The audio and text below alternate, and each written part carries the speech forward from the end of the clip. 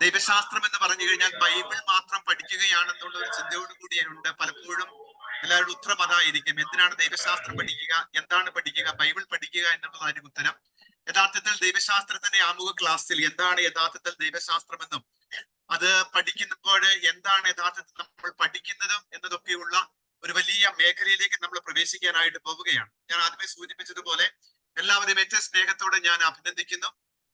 ദൈവശാസ്ത്രം എന്ന് പറയുമ്പോൾ ദൈവത്തെ കുറിച്ചിട്ടുള്ള എന്തെങ്കിലും നമ്മൾ വിശകലനം നടത്തുകയോ അല്ലെങ്കിൽ ദൈവം ആരാണ് എന്നതിനെ കുറിച്ച് ചിന്തിക്കുകയോ എന്നതിനേക്കാൾ ഉപരിയായിട്ട് വെളിപ്പെടുത്തിയ ദൈവിക സത്യങ്ങളെ മനസ്സിലാക്കുവാനായിട്ടുള്ള നമ്മുടെ പരിശ്രമമാണ് യഥാർത്ഥത്തിൽ ദൈവശാസ്ത്ര പഠനം എന്ന് പറയുന്നത്. യഥാർത്ഥത്തിൽ വെളിപാടിന്റെ കേന്ദ്രം ദൈവമാണെങ്കിൽ ആ ദൈവം വെളിപ്പെടുത്തിയത് എന്താണെന്ന് നമ്മൾ മനസ്സിലാക്കുവാനായിട്ട് ശ്രമിക്കുന്നതാണ് യഥാർത്ഥ ദൈവശാസ്ത്രം. അപ്പൊ അതുകൊണ്ട് നമ്മൾ ഒരു ആമുഖമായിട്ട് എനിക്ക് ഏറ്റവും സ്നേഹത്തോടെ ക്ലാസ്സിൽ കൂടുന്ന എല്ലാവരോടും പറയുവാനുള്ളത്, നമ്മൾ ദൈവശാസ്ത്രം പഠിക്കുമ്പോൾ ഏറ്റവും അടിസ്ഥാനപരമായിട്ട് നമ്മൾ കയ്യിൽ സൂക്ഷിക്കേണ്ട അല്ലെങ്കിൽ നമ്മളുടെ ഭവനത്തിൽ ഉണ്ടാകേണ്ട 3 കാര്യങ്ങൾ.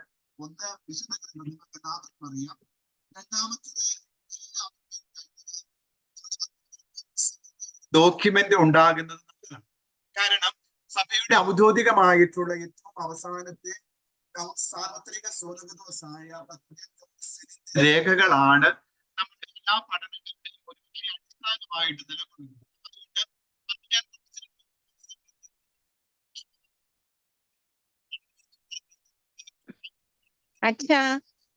അച്ഛ വെരി സോറി അച്ഛ, വീണ്ടും വിട്ടുപോയല്ലോ. വീണ്ടും വിട്ടുപോയോ? കേൾക്കുന്നില്ല? ഇപ്പം കേട്ടു, ഇടയ്ക്കിടയ്ക്ക് പോകുന്നുണ്ടല്ലേ, സോറി. ഓക്കെ, അപ്പോൾ വത്തിക്കാൻ കൗൺസില്, വിശുദ്ധ ഗ്രന്ഥം വത്തിക്കാൻ കൗൺസില്, പിന്നെ ഒരു catechism of the Catholic church പറയുന്ന സാർവത്രിക മതബോധന ഗ്രന്ഥം ഉണ്ടാകുന്നത് നമ്മുടെ ദൈവശാസ്ത്ര പഠനത്തിന്റെ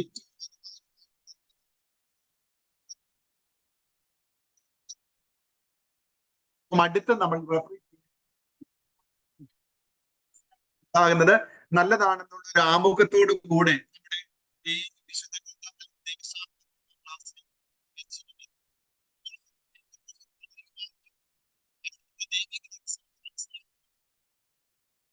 മനസ്സിലാക്കുവാനുള്ള മനുഷ്യന്റെ തൃഷ്ണയെ കുറിച്ച് തത്വശാസ്ത്രത്തിൽ പറയുന്ന ഒരു വാക്കാണ് ട്രാൻസെൻഡന്റൽ ആസ്പെക്ട് എല്ലാ മനുഷ്യരിലും ഉണ്ട് എന്നുള്ളത്.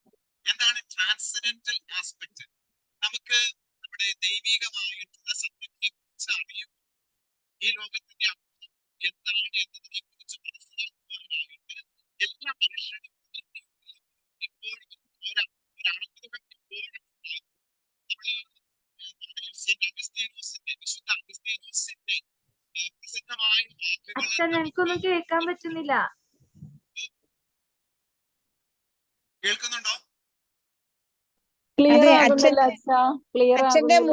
അച്ഛന്റെ മൂവ്മെന്റ്സ് അനുസരിച്ച് വിട്ടുവിട്ട് പോവാ അച്ഛാ.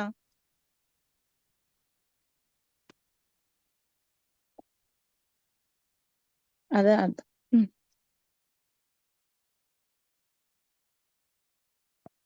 ഇപ്പോൾ കുറച്ചും കൂടെ ക്ലിയർ ആണോ?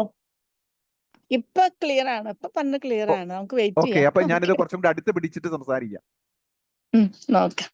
Okay sorry. അപ്പൊ ഞാൻ ആദ്യമേ പറഞ്ഞ ഇത്രയേ ഉള്ളൂ. നമുക്ക് ഏറ്റവും അടിസ്ഥാനപരമായിട്ട് ഉണ്ടാകേണ്ട 3 പുസ്തകങ്ങൾ: വിശുദ്ധ വചനം, Vatican council, catechism of the Catholic church. ഇത് 3 നമുക്ക് എപ്പോഴും ഉണ്ടാവുക. എനിക്ക് തോന്നുന്നു എന്തിനാണ് ദൈവശാസ്ത്രം പഠിക്കുന്നത് എന്നതിന്റെ ഒരു അടിസ്ഥാനപരമായിട്ടുള്ള ഒരു ഉത്തരം 1 പത്രോസിന്റെ ലേഖനത്തിലെ 3-ാമത്തെ അധ്യായം 16-ാമത്തെ വാക്യത്തിലുണ്ട്.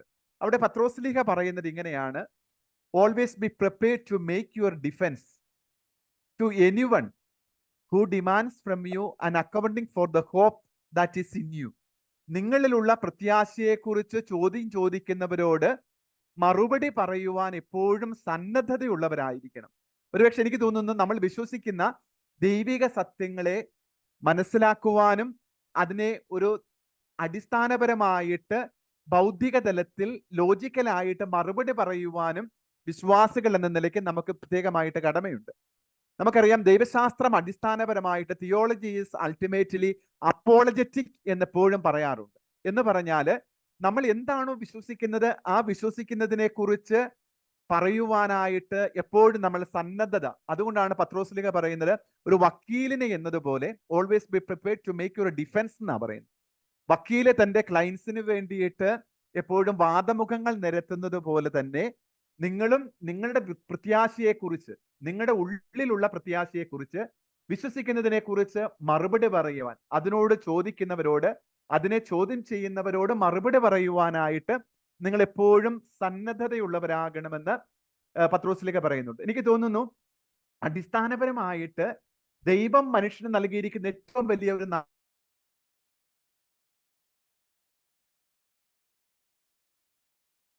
അച്ഛൻ വോയിസ് പോയ അച്ഛൻ.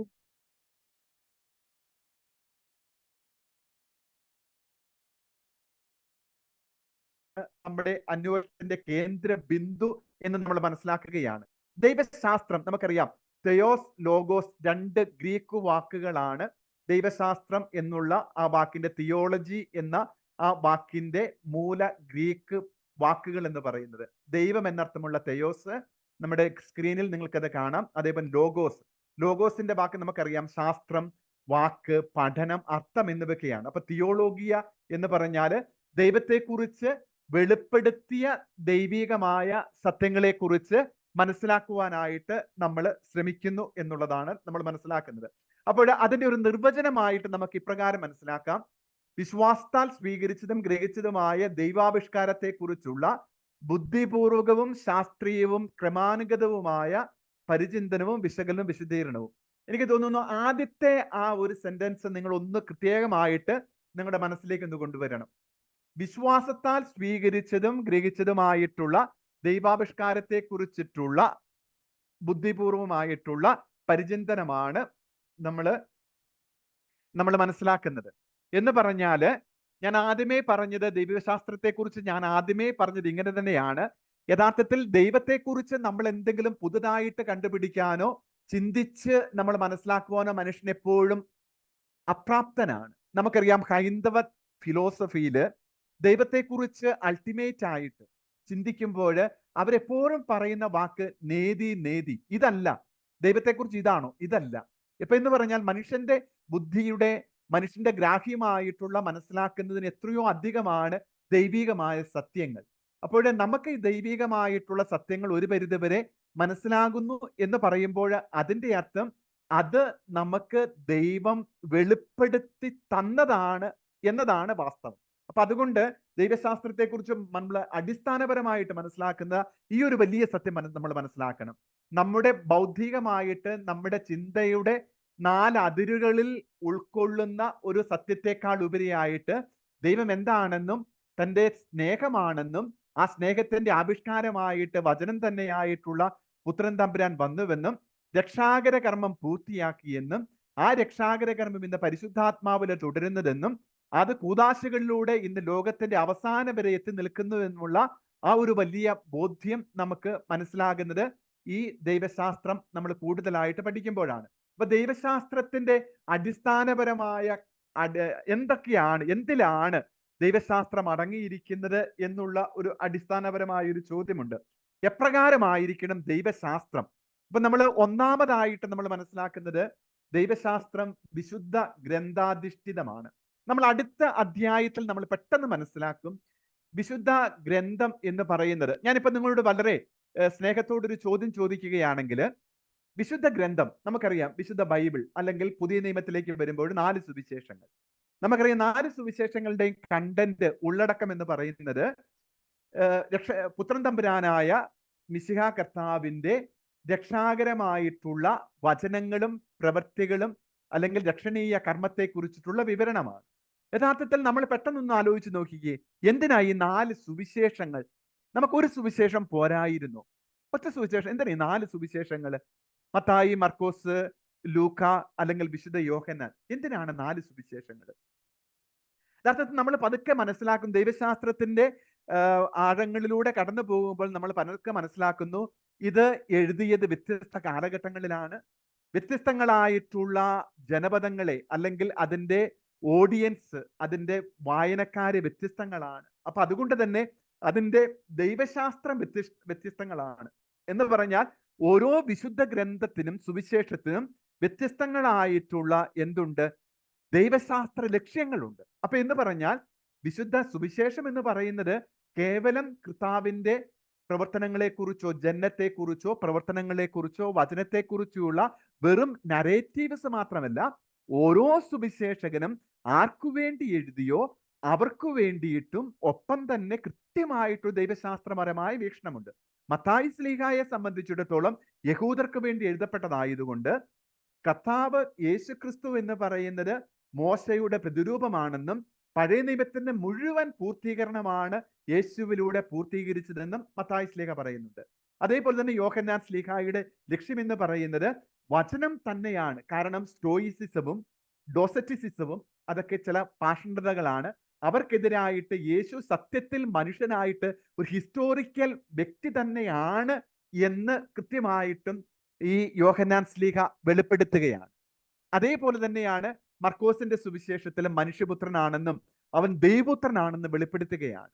അപ്പോൾ അങ്ങനെ ഓരോ സുവിശേഷത്തിനും കൃത്യമായിട്ട് എന്തുണ്ട്, ഒരു ദൈവശാസ്ത്രപരമായിട്ടുള്ള ലക്ഷ്യങ്ങളുണ്ട്. അപ്പോൾ ദൈവശാസ്ത്രത്തിന്റെ അടിത്തറ എന്ന് പറയുന്നത് വേറെ ഒന്നുമല്ല, എന്താണ്, അത് വിശുദ്ധ ഗ്രന്ഥമാണ്.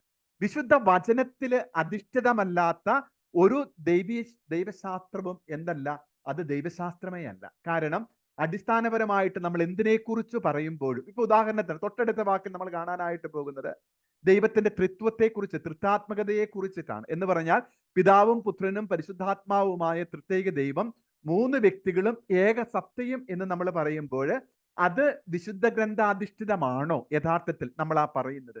അപ്പോൾ അത് വിശുദ്ധ ഗ്രന്ഥാധിഷ്ഠിതമാണെങ്കിൽ മാത്രമേ അത് സത്യാത്മകമാവുകയുള്ളൂ. അപ്പൊ അതുകൊണ്ട് വിശുദ്ധ ഗ്രന്ഥാധിഷ്ഠിതമാണ്. പിന്നെ ദൈവശാസ്ത്രം എല്ലാം പൂർണ്ണമായിട്ടും എന്താണ്, ട്രിനിറ്റേറിയൻ ആണ്. എന്ന് പറഞ്ഞാൽ ത്രിത്വാധിഷ്ഠിതമാണ്. എന്ന് പറഞ്ഞാൽ എന്താണ് ത്രിത്വാധിഷ്ഠിതം എന്ന് പറയുന്നത്? യഥാർത്ഥത്തിൽ ദൈവശാസ്ത്രത്തെ കുറിച്ച് സഭയുടെ പിതാക്കന്മാര് വിശദീകരിക്കുന്നത് എങ്ങനെയാണ് പറയുന്നത്? Theology is contemplation of Trinity എന്നാണ് അവർ പറയുന്നത്. എന്ന് പറഞ്ഞാൽ ദൈവശാസ്ത്രം എന്ന് പറയുന്ന ത്രിത്വത്തെ കുറിച്ചിട്ടുള്ള ധ്യാനം തന്നെയാണ്. ഞാനത് ഓരോന്നും വളരെ ദീർഘമായിട്ട് പറയുന്നില്ല. അത് നിങ്ങൾക്ക് തീർച്ചയായിട്ടും പുസ്തകത്തിൽ നമ്മുടെ ദൈവശാസ്ത്ര പ്രവേശികയിൽ കൃത്യമായിട്ട് പറയുന്നുണ്ട്. അടുത്തത് എക്ലേസിയലാണ്, സഭാത്മകമാണ്. എന്ന് പറഞ്ഞാൽ എന്താണ് യഥാർത്ഥത്തിൽ അർത്ഥം എന്ന് പറയുന്നത്? യഥാർത്ഥത്തിൽ ഒരു സഭയുടെ ചുറ്റുവട്ടത്തിലാണ് ദൈവവചനവും ആരാധനാ സമൂഹവും രൂപം കൊണ്ടത്. എന്ന് പറഞ്ഞാൽ ചിന്തിച്ചു നോക്കിയേ, കർത്താവിന്റെ ഉത്ഥാന ശേഷം ശിഷ്യന്മാർ ഒരുമിച്ച് സെഹിയോൻ മാളികയിൽ ഒരുമിച്ച് കൂടി അവർ പ്രാർത്ഥിച്ചിരുന്നപ്പോൾ പരിശുദ്ധാത്മാവ് വന്നപ്പോൾ അവർ ഒന്നുചേർന്ന് ദൈവത്തിന്റെ വചനം പ്രഘോഷിക്കാനായിട്ട് തുടങ്ങി. അവിടെ അപ്പസ്തോല പ്രവർത്തനത്തിൽ 2-ാമത്തെ അധ്യായത്തില് നമ്മൾ 40 മുതലുള്ള തിരുവചനങ്ങളിൽ കാണുന്നത് അവര് ഒന്നിച്ചുകൂടി വചനം പങ്കുവയ്ക്കുകയും അപ്പം മുറിക്കുകയും പ്രാർത്ഥിക്കുകയും ചെയ്തിരുന്നു. എന്ന് പറഞ്ഞാൽ അപ്പസ്തോലന്മാരുടെ നേതൃത്വത്തിൽ പ്രബോധനമുണ്ട്, അവിടെ പ്രാർത്ഥനയുണ്ട്, അപ്പം മുറിക്കലുണ്ട്, പങ്കുവയ്ക്കലുണ്ട്. അപ്പൊ ഈ 4 കാര്യങ്ങൾ അവിടെയുണ്ട്. എന്ന് പറഞ്ഞാൽ ഈ ആദ്യ ആരാധനാ സമൂഹത്തിന്റെ പശ്ചാത്തലത്തിലാണ് ഒരു സഭ എപ്പോഴും വളർന്നു വന്നത്. അപ്പൊ അതുകൊണ്ട് സഭയെക്കുറിച്ച് പറയുമ്പോൾ എപ്പോഴും ഒരു ആരാധനാ സമൂഹത്തിന്റെ പശ്ചാത്തലത്തിലുള്ള കൂട്ടായ്മയെ കുറിച്ചും വചനം പങ്കുവയ്ക്കലിനെ കുറിച്ചും അപ്പം മുറിക്കലിനെ കുറിച്ചും, എന്ന് പറഞ്ഞാൽ വിശുദ്ധ കുർബാനയെ കുറിച്ച് നമ്മൾ ചിന്തിക്കേണ്ടിയിരിക്കുന്നു. അപ്പൊ അതുകൊണ്ട് എല്ലാ ദൈവശാസ്ത്രവും എന്താണ്, സഭാത്മകമാണ്. സഭാത്മകമല്ലാത്ത ഒന്നും ഒരിക്കലും അത് ആരാധനാധിഷ്ഠിതവുമല്ല, വചനാധിഷ്ഠിതവുമല്ല, അത് ദൈവശാസ്ത്രപരവുമല്ല. അത് കുറച്ചും കൂടെ ഞാൻ കഴിയുമ്പോൾ നിങ്ങൾക്ക് വിശദീകരിക്കാം. അതൊരല്പം നമുക്ക് ദൈവശാസ്ത്ര പഠനത്തിന്റെ ആരംഭത്തിൽ ഒരു മനസ്സിലാക്കാനായിട്ട് അത്ര എളുപ്പമല്ല.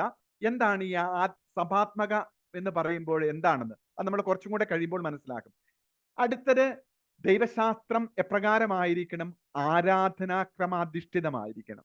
പ്രിയപ്പെട്ടവർ, ഞാനതൊരല്പം ഒരു റെവല്യൂഷണറി ആയിട്ട് പെട്ടെന്ന് ദൈവശാസ്ത്ര പഠനത്തിന്റെ ആരംഭത്തിൽ നിങ്ങളുടെ മനസ്സിലേക്ക് ഒരു ചിന്ത തരാനായിട്ട് പോകുന്നത്, യഥാർത്ഥത്തിൽ വിശുദ്ധ വചനങ്ങളുടെ രൂപീകരണങ്ങൾ പോലും ഒരു ലിറ്റർജിക്കലാണ്. എന്ന് പറഞ്ഞാൽ എന്താണ് അതിന്റെ അർത്ഥം? ഞാനത് പെട്ടെന്ന് പറയുന്നത് കൊണ്ട് അത് പാസിംഗ് ആയിട്ട് കടന്നു പോകാൻ നിങ്ങളൊന്ന് ശ്രദ്ധാപൂർവം ശ്രവിക്കണം. ഞാൻ ഈ പറയുന്ന വാക്യം, ദൈവത്തിന്റെ വചനം പോലും ആരാധനാക്രമാധിഷ്ഠിതമായിട്ടുള്ള സഭാ സമൂഹത്തിലാണ് ഉയിർക്കൊണ്ടത് അല്ലെങ്കിൽ ഉടലെടുത്തത്. എന്ന് പറഞ്ഞാൽ എന്താണ് അതിന്റെ അർത്ഥം? ഞാൻ പറഞ്ഞു കഴിഞ്ഞു, ആദിമ ആദ്യത്തെ ഉദാഹരണത്തിന് ഞാൻ നിങ്ങളോട് ഒന്ന് ശ്രദ്ധിക്കാൻ പറയുകയാണ്. ദൈവത്തിന്റെ വചനം, പ്രത്യേകിച്ച് സുവിശേഷങ്ങൾ മാത്രമല്ല, പുതിയ നിയമത്തിന്റെ ആദ്യത്തെ പുസ്തകം ഏതാണെന്ന് അറിയാമോ നിങ്ങൾക്ക്?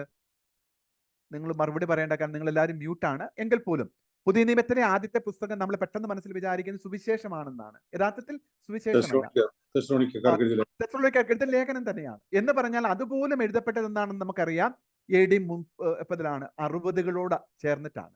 അപ്പൊ എന്ന് പറഞ്ഞാല് ഈശോയുടെ പീഡാസഹന മരണ ഉത്ഥാന സമയം ഏകദേശം AD 30-33 ആദ്യത്തെ ദൈവവചനം പോലും ദൈവ പരിശുദ്ധാത്മാവിന്റെ പ്രചോദനത്താൽ എഴുതപ്പെട്ടത് AD 60. അപ്പൊ ചിന്തിച്ചു നോക്കിയേ, AD 30-ഉം 60-നും ഇടയ്ക്ക് ഒരു 30 വർഷത്തിന്റെ ഒരു ഗ്യാപ്പ് ഉണ്ട്. അപ്പോൾ ഈ വചനം എവിടെയായിരുന്നു? അപ്പൊ യഥാർത്ഥത്തിൽ നമ്മൾ അപ്പസ്തോല പ്രവർത്തനം കാണുന്നുണ്ട്, അവർ ഒന്നിച്ചേർന്ന് വചനം പങ്കുവെച്ചു, പ്രബോധനം നൽകി. അപ്പോൾ വാമൊഴിയായിട്ട് ദൈവത്തിന്റെ വചനം, കർത്താവ് യേശുക്രിസ്തുവിന്റെ വചനം അവര് പകർന്നു നൽകപ്പെട്ടത് ഈ ആരാധനയുടെ പശ്ചാത്തലത്തിലാണ്. എന്ന് പറഞ്ഞാല് അവർ ഒന്നിച്ചേർന്ന് പ്രാർത്ഥിക്കുകയും അപ്പം മുറിക്കുകയും വചനം പങ്കുവെക്കുകയും ചെയ്തു. അപ്പോൾ ഈ വചനമാണ് യഥാർത്ഥത്തിൽ ലിറ്റർജിക്കലാണ്. എന്ന് പറഞ്ഞാൽ നമുക്കറിയാം, പൗലോസ്ലീഹായുടെ ലേഖനം നിങ്ങൾ എടുത്തു നോക്കിക്കേ, നമ്മുടെ കർത്താവ് ഈശോ മിശിഹായുടെ കൃപയും പിതാവായ ദൈവത്തിന്റെ സ്നേഹവും പരിശുദ്ധാത്മാവിന്റെ സഹവാസവും എന്ന് പറയുന്നത് യഥാർത്ഥത്തിൽ മാമോദീസ നൽകുന്ന വേളയിൽ പിതാവിന്റെയും പുത്രന്റെയും പരിശുദ്ധാത്മാവിന്റെയും നാമത്തിൽ കുഞ്ഞിനെ റോമാക്കാർക്ക് ലേഖനത്തിൽ ജ്ഞാനസ്നാനത്തെ കുറിച്ച് പറയുമ്പോഴാണ്. അപ്പോൾ നമ്മൾ വചനത്തിന്റെ ഒരു പരിസരം എന്ന് പറയുന്നത് ആദിമ സഭയുടെ സഭാത്മകവും ലിറ്റർജിക്കൽ അടിസ്ഥാനവും ഉണ്ട് എന്ന് ഞാൻ ആദ്യമേ ഒന്ന് സൂചിപ്പിച്ചു എന്ന് മാത്രമേ ഉള്ളൂ. നമ്മൾ അതിനെക്കുറിച്ച് കുറച്ചും കൂടെ ദീർഘമായിട്ട് പഠിക്കും. പ്രത്യേകിച്ച് വത്തിക്കാൻ കൗൺസിൽ ഡോക്യുമെന്റ് നമ്മൾ പഠിക്കുമ്പോൾ ബൈബിൾ തന്നെ ഓരോ സുവിശേഷങ്ങളും പുതിയ നിയമത്തിന്റെ ലേഖനങ്ങളും നമ്മൾ പഠിക്കുമ്പോൾ നമ്മൾ അതിനെക്കുറിച്ച് കുറച്ചും കൂടെ ആഴത്തിൽ നമ്മൾ പഠിക്കും. അടുത്തത് ദൈവശാസ്ത്രത്തിന്റെ ഏറ്റവും അടിത്തറ വലിയ ഒരു സോഴ്സ് എന്ന് പറയുന്നത് മജിസ്റ്റേരിയം, പിതാക്കന്മാരുടെയും സാർവത്രിക സൂനകദോസുകളുടെയും പ്രബോധനങ്ങളിൽ അധിഷ്ഠിതമാണ്. ഞാനിപ്പോൾ ഇത് കുറച്ച് കൂടുതലായിട്ട് പറയുന്നത് ഞാൻ അടുത്ത ചാപ്റ്ററുകൾ പെട്ടെന്ന് കടത്തിവിടാനാണ്. കാരണം ഇതിനെക്കുറിച്ച് ഓരോന്നിനെക്കുറിച്ചും വിശദമായിട്ട് അടുത്ത അധ്യായങ്ങളിൽ വിവരിച്ചിട്ടുണ്ട്. എന്താണ് മജിസ്റ്റേരിയം എന്ന് പറയുന്നത്? നമുക്കറിയാം, അപ്പസ്തോല പ്രവർത്തനങ്ങളിൽ തന്നെ അവരുടെ ഇടയ്ക്ക് ഒരു ചെറിയ തർക്കമുണ്ടായി. എന്താണ് തർക്കമുണ്ടായത്? വിജാതീയര് ക്രിസ്തു മാർഗത്തിലേക്ക് വരുമ്പോൾ യഹൂദ രീതി അനുസരിച്ച് പരിച്ഛേദനം വേണമോ വേണ്ടയോ? അപ്പോൾ സഭയുടെ ചരിത്രം എന്ന് പറയുന്നത്, പ്രിയപ്പെട്ടവരെ, ആരംഭത്തിലേ തന്നെ പല വിധത്തിലുള്ള അഭിപ്രായ വ്യത്യാസങ്ങളൊക്കെ ഉണ്ട്. പക്ഷേ പിതാക്കന്മാർ ഒരുമിച്ച് കൂടി പ്രാർത്ഥിച്ച് അവര് വചനത്തിന്റെ അടിസ്ഥാനത്തിൽ എടുക്കുന്ന തീരുമാനങ്ങളാണ് പിന്നീട് നിയമമായിട്ടൊക്കെ കാലക്രമത്തിൽ വന്നത്. അപ്പോൾ അവർ ഒരുമിച്ച് കൂടി, യാക്കോബിന്റെയും പത്രോസിന്റെയും നേതൃത്വത്തിൽ അവർ ഒരുമിച്ച് കൂടിയിട്ട് പറഞ്ഞു, യഥാർത്ഥത്തിൽ ഹൃദയത്തിന്റെ പരിച്ഛേദനമാണ് വലുത്, ശരീരത്തിന്റെ പരിച്ഛേദനമല്ല. അപ്പോൾ അവിടെ ഒരു തീരുമാനം ഉണ്ടാവുകയാണ്. അപ്പോൾ സഭയുടെ ചരിത്രത്തില് വിശ്വാസ സംബന്ധമായിട്ടുള്ള അഭിപ്രായ വ്യത്യാസങ്ങൾ ഉടലെടുക്കുന്നത് ആദ്യ നൂറ്റാണ്ടുകളിൽ തന്നെ ഉണ്ട്. അപ്പോൾ അത് നമ്മൾ കുറച്ചും കൂടെ കഴിയുമ്പോഴത്തേക്കും, പ്രത്യേകിച്ച് കൗൺസിലുകളുടെ കാര്യങ്ങളൊക്കെ വരുമ്പോഴത്തേക്കും നമുക്ക് കുറച്ചും കൂടെ വ്യക്തമായിട്ട് നമ്മൾ അത് കൂടുതലായിട്ട് ആഴത്തിൽ പഠിക്കും. ഓക്കെ, അടുത്തത് എക്യുമെനിക്കലാണ്. എന്ന് പറഞ്ഞാൽ സഭയുടെ ചരിത്രവും ദൈവശാസ്ത്രവും തമ്മിൽ അഭേദ്യമായിട്ട് ബന്ധമുണ്ട്. എന്ന് പറഞ്ഞാൽ എക്യുമെനിക്കൽ എന്ന് പറഞ്ഞാൽ വ്യത്യസ്തങ്ങളായിട്ടുള്ള വിശ്വാസങ്ങളുടെ അടിസ്ഥാനത്തില്, അല്ലെങ്കിൽ വ്യത്യസ്തങ്ങളായിട്ടുള്ള വിശ്വാസങ്ങളെയും കൂടെ നമ്മൾ ദൈവശാസ്ത്ര പഠനത്തില് നമ്മൾ കൂടുതലായിട്ട് പഠിക്കുന്നതാണ്. ഇനി ഈ ദൈവശാസ്ത്രത്തെ നമ്മൾ പ്രധാനമായിട്ടും 3 പാരമ്പര്യങ്ങളുണ്ട് ദൈവശാസ്ത്രത്തിൽ. നമുക്കെല്ലാവർക്കും അറിയാം, സഭയുടെ കൂട്ടായ്മയാണ്. ഇപ്പൊ ഉദാഹരണത്തിന് നമ്മൾ സഭ എന്ന് പറയുമ്പോൾ നമ്മൾ പെട്ടെന്ന് നമ്മുടെ മനസ്സിലേക്ക് എന്താണ് കയറുന്നു വരുന്നത്? സാർവത്രിക സഭയെ കുറിച്ചാണ്. പക്ഷേ ലോക്കൽ ചർച്ച്, ഇൻഡിവിജ്വൽ ചർച്ച്, റീത്തുകള് എന്നൊക്കെ പറയുന്ന ഒരു വലിയ ഒരു വിഭജനങ്ങളെ കാനോനിക്കലായിട്ട് ഇതിന്റെ പിന്നിൽ, സഭ എന്നുള്ള വാക്കിന്റെ പിന്നിലുണ്ട്. നമ്മൾ എക്ലീസിയോളജി പഠിക്കുമ്പോൾ അതിനെക്കുറിച്ച് കൂടുതലായിട്ട് പഠിക്കുന്നതാണ്. അപ്പോൾ പ്രത്യേകമായിട്ട് നമുക്കറിയാം 3 പാരമ്പര്യങ്ങളാണ് പ്രധാനമായിട്ടും ഈ ദൈവശാസ്ത്രം പഠനത്തിൽ അല്ലെങ്കിൽ ദൈവശാസ്ത്രത്തിന്റെ മേഖലകളിലുള്ളത്. നമ്മുടെ സുറിയാനി പാരമ്പര്യമുണ്ട്, ലത്തീൻ പാരമ്പര്യമുണ്ട്, ഗ്രീക്ക് പാരമ്പര്യങ്ങളുമുണ്ട്. അപ്പൊ നമുക്കറിയാം, സുറിയാനി പിതാക്കന്മാരുണ്ട്, ലത്തീൻ പിതാക്കന്മാരുണ്ട്, ഗ്രീക്ക് പിതാക്കന്മാരുണ്ട്. എന്ന് പറഞ്ഞാൽ സഭയുടെ, നമ്മൾ കുറച്ച് കഴിയുമ്പോൾ കൂടുതലായിട്ട് കാണും, സഭാ പിതാക്കന്മാര്. സഭയുടെ ഒരു വലിയ ദൈവശാസ്ത്രത്തിന്റെ വലിയൊരു അടിത്തറ എന്ന് പറയുന്നത് സഭാ പിതാക്കന്മാർ തന്നെയാണ്. ഞാൻ നേരത്തെ സൂചിപ്പിച്ചതുപോലെ വചനാധിഷ്ഠിതമാണ്, ഒപ്പം തന്നെ സഭാത്മകമാണ്, ലിറ്റർജിക്കലാണ്, എക്യുമെനിക്കലാണ്, മജിസ്റ്റേറിയം ബേസിലാണ്, സഭയുടെ പിതാക്കന്മാരുടെ പഠനങ്ങളിൽ അടിസ്ഥിതമാണ്. അതൊക്കെ നമ്മൾ കൂടുതലായിട്ട് വീണ്ടും പഠിക്കും. അപ്പോൾ ദൈവശാസ്ത്രത്തെ നമ്മൾ പെട്ടെന്നൊന്ന് തിരിക്കുകയാണെങ്കിൽ ചരിത്രപരമായ ദൈവശാസ്ത്രമെന്നും ഒപ്പം തന്നെ ക്രമീകൃത ഹിസ്റ്റോറിക്കൽ തിയോളജി എന്നും സിസ്റ്റമാറ്റിക് തിയോളജി എന്നും നമ്മൾ രണ്ടായിട്ട് നമുക്ക് പെട്ടെന്ന് തിരിക്കാനായിട്ട് പറ്റും. എന്താണ് പ്രധാനമായിട്ടും ചരിത്രപരമായ ദൈവശാസ്ത്രത്തിന്റെ പ്രധാനപ്പെട്ട ഉപവിഭാഗങ്ങളാണ് നിങ്ങൾ സ്ക്രീനിൽ കാണുന്നത്. വെളിപാടിന്റെ ചരിത്രമുണ്ട്, രക്ഷാകര ചരിത്രമുണ്ട്, അത് സൊറ്റീരിയോളജി. ഒന്ന് റെവലേഷൻ ആണ്, ഒന്നാമത്തേത് റെവലേഷൻ, രണ്ടാമത്തേത് സൊറ്റീരിയോളജി, മൂന്നാമത്തേത് ഹിസ്റ്ററി ഓഫ് ദി ചർച്ച്, സഭയുടെ ആരംഭം, അതേപോലെ തന്നെ സഭാചരിത്രം, പത്രോളജി, സഭയുടെ പിതാക്കന്മാര്, അതേപോലെ Bible, old testament, new testament, അതേപോലെ ഡോഗ്മാറ്റിക് തിയോളജി, അതേപോലെ ഹഗിയോളജി, വിശുദ്ധന്മാരുടെ ചരിത്രം, മാർട്ടീരോളജി. അതൊക്കെ ദൈവശാസ്ത്രത്തിന്റെ വ്യത്യസ്തങ്ങളായിട്ടുള്ള ചരിത്രപരമായിട്ടുള്ള ദൈവശാസ്ത്ര വിഷയങ്ങളായിട്ട് നമുക്ക് മനസ്സിലാക്കാം. അടുത്തത് സിസ്റ്റമാറ്റിക് തിയോളജിയുടെ പ്രധാനപ്പെട്ട വിഷയങ്ങൾ എന്തൊക്കെയാണ്? ഫണ്ടമെന്റൽ തിയോളജി, ഫുണ്ടമെന്റാലിസ് എന്ന് പറയുന്ന ലത്തീൻ വാക്കിൽ നിന്ന്, ഫുണ്ടമെന്തും എന്ന് പറയുന്ന ലത്തീൻ വാക്കിൽ നിന്നാണ് അത് വരുന്നത്. അപ്പൊ അടിസ്ഥാനപരമായിട്ടുള്ള കാര്യങ്ങൾ, അതെന്തൊക്കെയാണ് അതിന്റെ പ്രധാനപ്പെട്ട വിഷയങ്ങൾ എന്ന് നമ്മൾ ഇപ്പോൾ തന്നെ കാണും. അതിന്റെ പ്രധാനപ്പെട്ട വിഷയങ്ങൾ എന്താണെന്ന് നമ്മൾ ഉടനെ കാണും. മൗലിക ദൈവശാസ്ത്രം എന്ന് പറയും. മൗലിക ദൈവശാസ്ത്രത്തിന്റെ ഏറ്റവും ഉള്ളടക്കം എന്ന് പറയുന്നത് വെളിപാടുണ്ട്, വിശ്വാസമുണ്ട്. ഇത് രണ്ടുമാണ് ഏറ്റവും അടിസ്ഥാനം. നമ്മൾ അതിനെക്കുറിച്ച് നമ്മൾ തൊട്ടടുത്ത് ദീർഘമായിട്ട് കാണും. സിസ്റ്റമാറ്റിക് അല്ലെങ്കിൽ ഡോഗ്മാറ്റിക് തിയോളജി, സഭയുടെ വിശുദ്ധമായിട്ടുള്ള പാരമ്പര്യങ്ങളുടെ അടിസ്ഥാനത്തിൽ കൗൺസിലുകളുടെ പഠനങ്ങളുടെ പശ്ചാത്തലത്തിൽ ഉള്ളതിനാണ് സിസ്റ്റമാറ്റിക് ഡോഗ്മാറ്റിക് തിയോളജി എന്ന് പറയുന്നത്. സഭയുടെ ധാർമ്മിക ദൈവശാസ്ത്രമുണ്ട്, പ്രായോഗിക ദൈവശാസ്ത്രം, പാസ്റ്ററൽ തിയോളജി, മിസ്റ്റിക്കൽ അല്ലെങ്കിൽ മൊണാസ്റ്റിക് തിയോളജി, ലിറ്റർജിക്കൽ തിയോളജി തുടങ്ങിയവയൊക്കെയാണ് സഭയുടെ സിസ്റ്റമാറ്റിക് തിയോളജിയുടെ ഭാഗം. അപ്പോൾ ഒന്നാമത്തത് മൗലിക ദൈവശാസ്ത്രത്തിന്റെ പ്രധാനപ്പെട്ട വിഷയങ്ങൾ എന്തൊക്കെയാണ്? ദൈവശാസ്ത്രം ഏറ്റവും അടിസ്ഥാനപരമായ കാര്യങ്ങളെ കുറിച്ച് ചിന്തിക്കുന്നതാണ് മൗലിക ദൈവശാസ്ത്രം. അപ്പൊ അതിന്റെ അകത്ത് ഒന്നാമത്തത് വെളിപാടാണ്. എന്താണ് വെളിപാട് എന്ന് പറയുന്നത്? നമുക്കറിയാം, സൃഷ്ടിയുടെ ആരംഭം മുതൽ ദൈവം വെളിപ്പെടുത്തിയത് സൃഷ്ടികർമ്മത്തിലൂടെ, പ്രവാചകന്മാരിലൂടെ ദൈവം വെളിപ്പെടുത്തിയത്, അത് ന്യായാധിപന്മാരുടെ തുടരുന്ന്, അത് ക്രിസ്തുവാകുന്ന ദൈവപുത്രൻ തന്നെ ക്രിസ്തുവിന്റെ മനുഷ്യാവതാരത്തിലെ കാര്യങ്ങൾ, അതെല്ലാം വെളിപാടിന്റെ കണ്ടന്റ് ആണ്. അപ്പൊ അത് നമുക്കൊരു വലിയൊരു വിഷയമാണ് റെവലേഷൻ എന്ന് പറയുന്നത്. രണ്ടാമത്തേത് വിശ്വാസം. നമുക്കറിയാം, ദൈവിക പുണ്യങ്ങളായിട്ടുള്ള വിശ്വാസത്തിന്റെ അടിസ്ഥാനം എന്താണ്, അതിന്റെ ഒരു ആന്ത്രോപോളജിക്കൽ ആയിട്ടുള്ള അല്ലെങ്കിൽ നരവംശ ശാസ്ത്രപരമായിട്ടുള്ള അടിത്തറകൾ എന്തൊക്കെയാണ് നമ്മൾ കാണുന്നുണ്ട്.